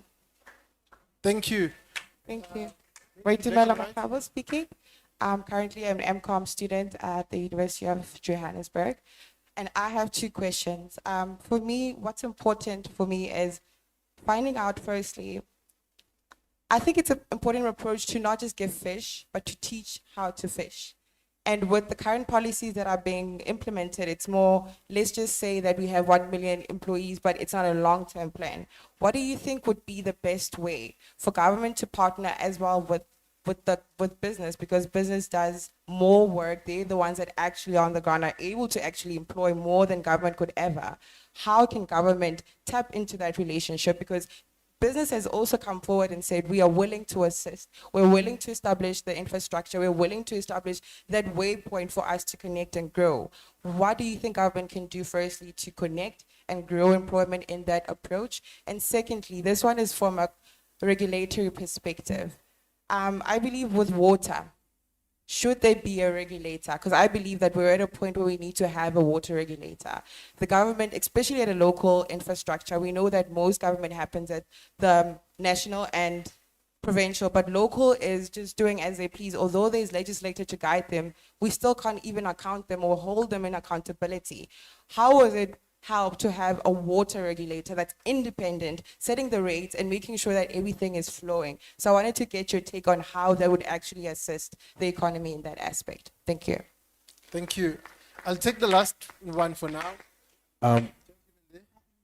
Greetings, this side. My name is Morores Kukune. I am the honors student for political sciences, also the chairperson of the University of Limpopo Debating Society. A quick one. I'm making a conclusion that universities or institutions of higher learning serves as institutions that allow the perpetuation of the problems that we want to solve: unemployment, poverty, and whatever the discussions, right? Given, I would give to my institution, we have 65 years of the existence of, 66 years this year of the existence of the University of Limpopo, but one would ask, what is the immediate impact of the alleviation of poverty in the community of Mankweng in the 65 years existence of the people of Mankweng? We still have people who are living with 2,000 rand a month in that particular area. Prof. Bank from University, from Sisulu University speaks about anchoring. They are denying the dictation of society to institutions of denying the dictation of institutions of higher learning to society, what society needs to be like, and allowing society to dictate to higher institutions of higher learning what society needs. So the question, what is the immediate role? I'm asking vice chancellors, I'm asking professionals and lecturers, what is the immediate role your academic institutions perform in the alleviation of poverty, alleviation of unemployment in South Africa? Today, 50% of learners who wrote matric last year cannot access high institutions of learning. We have addition of unemployed people sitting at home. Not that We were promised go to school, you're going to leave a key to education, but now the promise looks like a joke when we tell kids. Thank you. Thank you. Colleagues, in no particular order, you'll respond or comment on any of the questions and comments raised by our colleagues in the hall.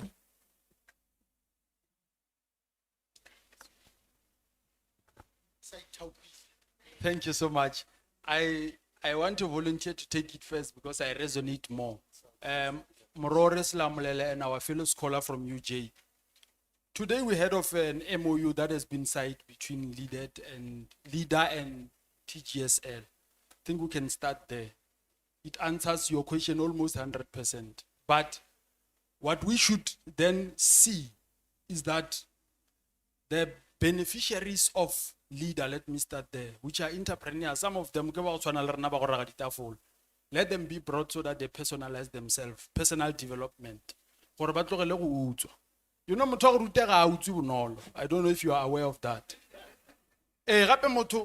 Look at this. When someone is claimed to have education, but they are involved in corruption, prof, when we do background check, honors masters yeah, guys, that's why they're really poor. Then let's look at Morore and Slamulele. You are correct. The university must assist. The last time I was here, really, the university must just go next door. Take the MBA people on an excursion. Come out on feet. Go on an excursion on feet just to see, because there's consultation after MBA. I don't expect an MBA graduate to say I'm unemployed, whereby I don't have an MBA, but I'm a consultant and I'm making a lot of money through AI. AI 15,000. That's how we work as consultants. But yes, thank you so much, Prof. So what we are saying is that let us materialize this MOI that was signed. MOU. Let's materialize that. To the young activists, I will use those words, so that tomorrow you can say, we are students of TGSL, we request access to LIDA. We want to know what LIDA is offering. And LIDA is offering millions at some times. LIDA have mines, where I'm a chairperson of BMF. How then do we take a cohort from TGSL directly to corridor mining, which is owned by LIDA? The people who are here can seal that, to say, we take you there, you go and check opportunities. Some of these opportunities, only a lot of our entrepreneurs, can be solved in this room like invoice. All I'm saying, we cannot all go and queue for employment. It's no longer feasible, Prof, unless I'm wrong. But we can commercialize some of the knowledge that we have reaped from this hall.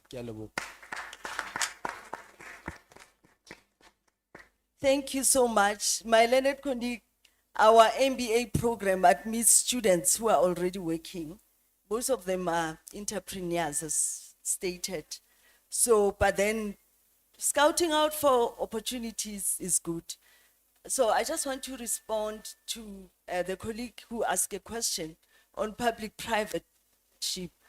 That is happening, but then again, because of the corrupt environment of our country, you find that government tends to be skeptical on such type of a partnership, not because probably officials are corrupt, but they're being corrupted again by the private sector. And the other thing that I also want to allude to is that government may also be skeptical, because business don't just get into projects for the sake of getting there. They want to make profit out of that.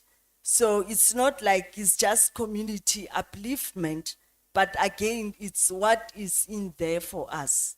So on academics and community engagement, I just want to say that we are restricted in as far as resources are concerned. You find that some of our research work gather dust somewhere. They don't translate into programs that can make a difference into our communities. the community engagement projects are not being funded. It's one leg of the universities, but they are not being allocated with funding. Research, teaching and learning are given more priority. Hence, you say Mangwen community is probably underdeveloped. So it happens in many institutions and in many communities. Thank you.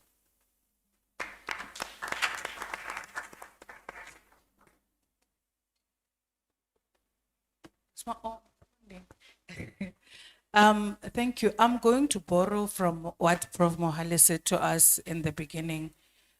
He said something very important. He said, if we can uproot state capture and its manifestations, a lot of the problems that we are faced with now we can do away with. We can be on our way to ethical governance and ethical leadership. I don't have the answer as to what needs to happen for gendered violence to end. But the reality that we are faced with is that we have policies that do not translate into practice. I also want to emphasize what you said, Sesugute. GBV is not a woman's issue, but it's a human issue, right? Statistics shows us that women, children, and the LGBTQI community are mostly affected, but men also are affected. And if we sit and look for solutions, we need to find intersectional solutions that also include men in the conversations. So I don't know what to tell the government to do, but all I can say is the government needs to wake up and realize that introducing new bills, new laws, new policies is not working, right? People are dying. People are scared. We are scared, you know, and this is a reality of many other people. Some people have privileges to stay in estates, but there are people who don't have the privilege to stay in estates, who every day they wake up and they must navigate their way around. So policies are there, but unfortunately they are not transformative and they don't plan into what the government has proposed. Thanks, Chair. Thank you.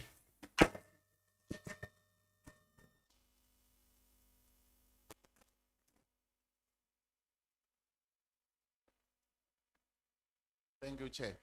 Yeah, my brother there talked about the issue of poor management of resources or mismanagement of the country and its resources, not necessarily being the biggest problem there is.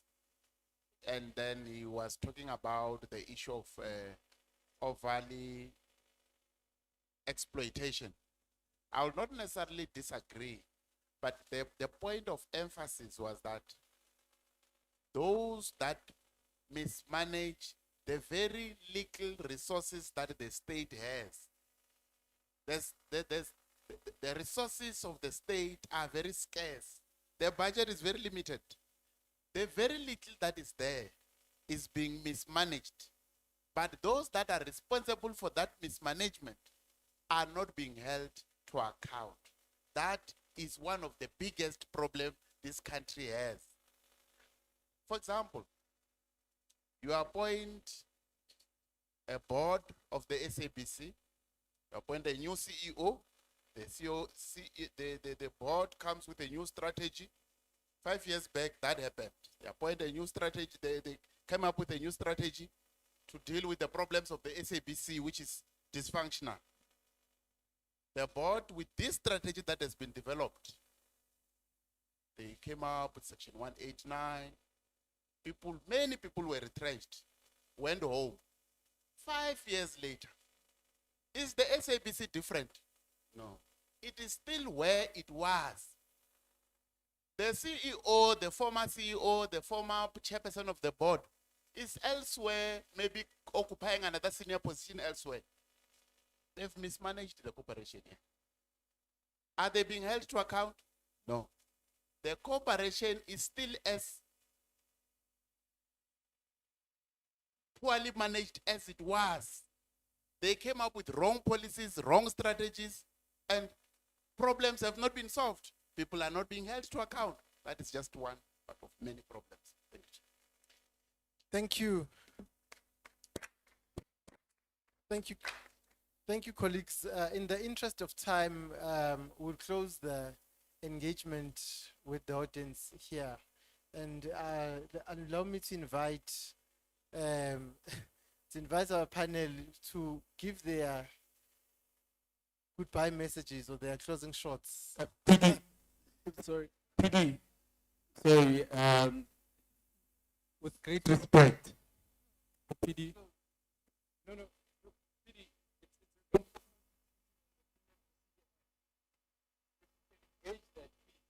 With all due respect, it's going to be very brief. My question is just to find out Section 60 of the Criminal Procedure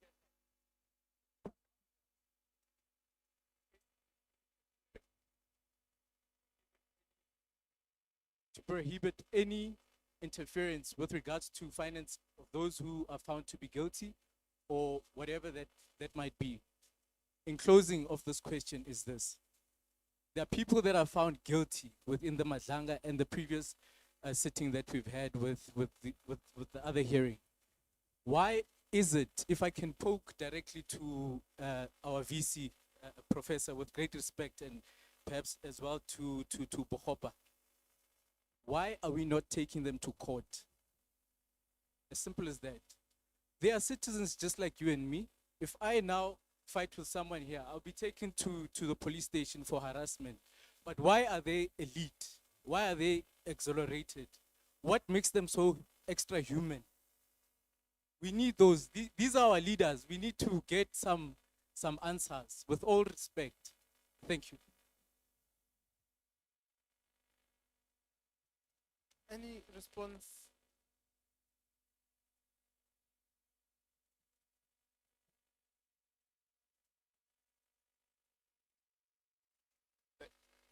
Thank you.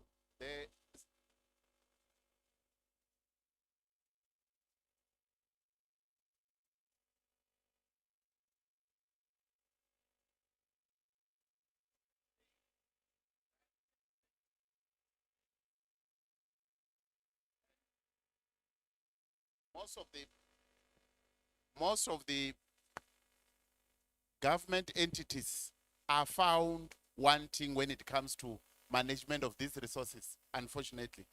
And just to touch a little bit on what my brother said, the law enforcement agencies, there are many allegations of corruption, and a lot of investigation still needs to be done and uncover some of this rot, capacitate the law enforcement agencies so that they can do their part, I think.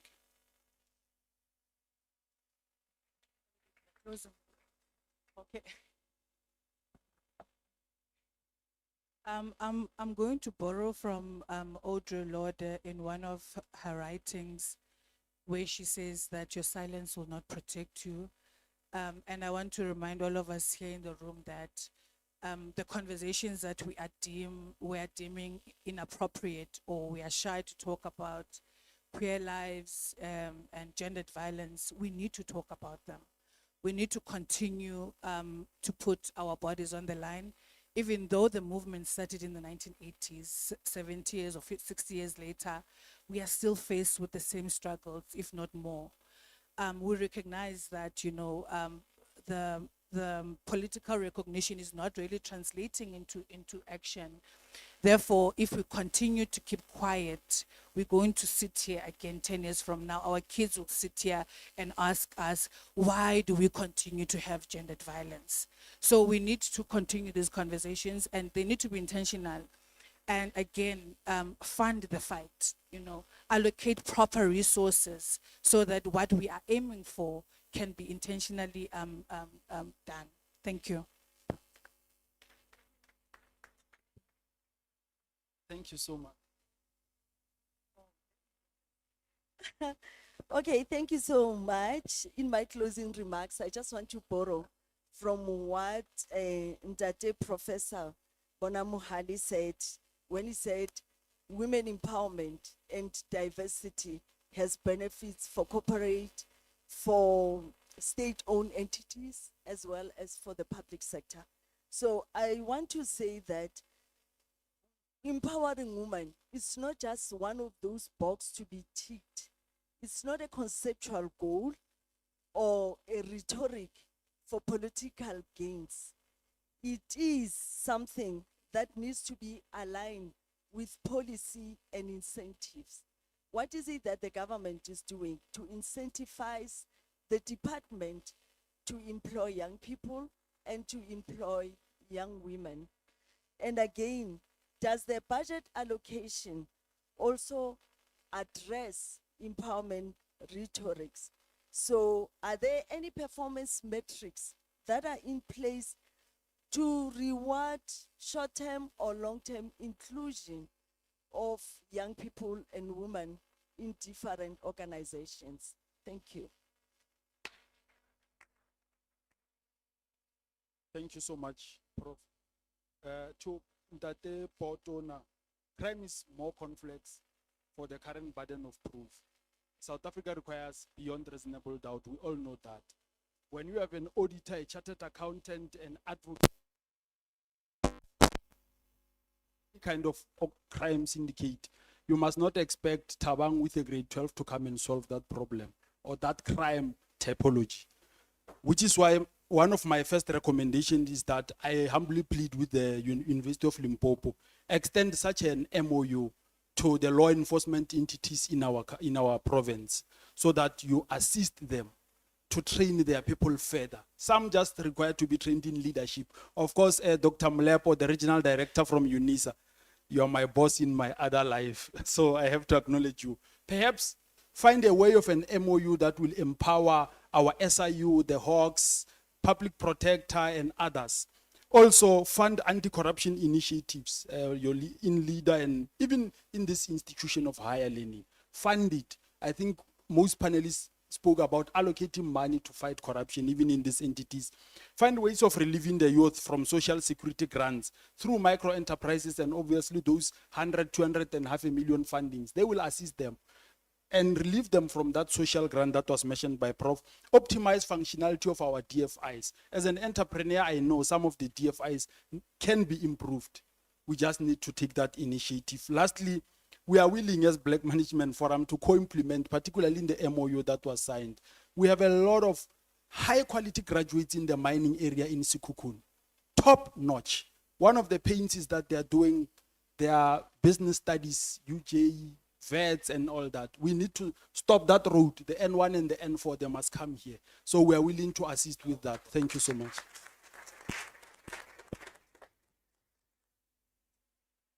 Just a few sound bites.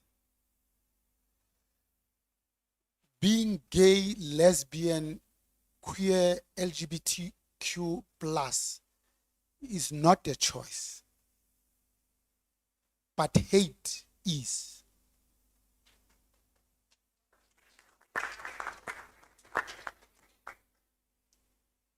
One of the things we haven't done 32 years into democracy is to learn from the rest of the continent so that we don't make the same mistakes. 3 lessons. One was the Uhuru presidents that stay in power for 50 years or more are not good for Africans. We just elected a 92-year-old. 2, that even the good guys left on their own for far too long eventually become the bad guys. Thirdly, that we need viable opposition just to keep the good guys in check. One of the things we haven't done with the freedom that we've been gifted is to dismantle the system that continues to impoverish, subjugate, and exclude Black people. So when Great Britain looked at to whom do we leave this South Africa in 1910, when the 4 provinces came together to form the Union of South Africa, they looked at what they need, because the United States have taught us that there is no such thing as foreign policy, only foreign interest. So Great Britain's interest was just 3 things. They said, one, we need a crucible of cheap labor forever. 32 years into democracy, we are still cheap labor. Two, these blacks must risk it all and go to the belly of the earth and find the gold. We'll have the first right of refusal.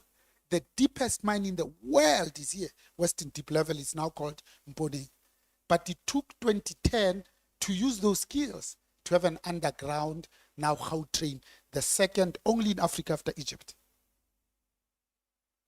The third, this is the one that should make us all our blood to boil. They must scratch around, even in the riverbeds, to find these diamonds. We will determine the price. Hence the creation of the London Sales Organization. It's our diamonds, it's our country, it's our land. But they determine the price. It doesn't happen with any other commodity. Let me end. In hindsight, we were wrong in dismantling the institutions that we inherited. Ambachs, technical colleges, apprenticeships, etc. What business we had with outcome-based education, which works in first class, first world countries, I could see. Because when you look at successful economies in the world, Germany is a good example. Germany has 90 days of sunshine. We have 222 days, but Germany is the world authority on solar, not us. Germany doesn't even allow you to go to matric. You call it grade 12. They catch you young, they turn you into an artisan. And look at the cars they make. Today, I pay more for my plumber than for my cardiothoracic surgeon. Because if you are a plumber, you will never be unemployed. All you need is a third-hand bag. And we'll call you on Sunday to say, the geezer has best.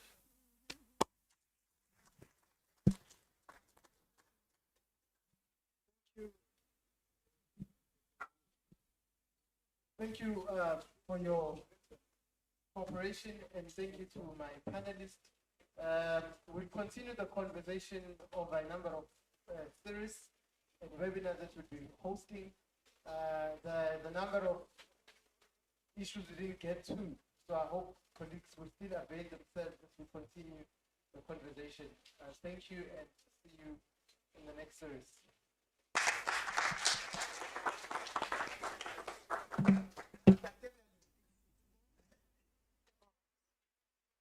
Okay.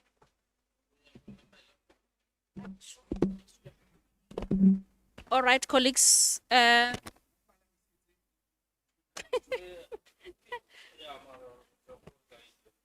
Okay.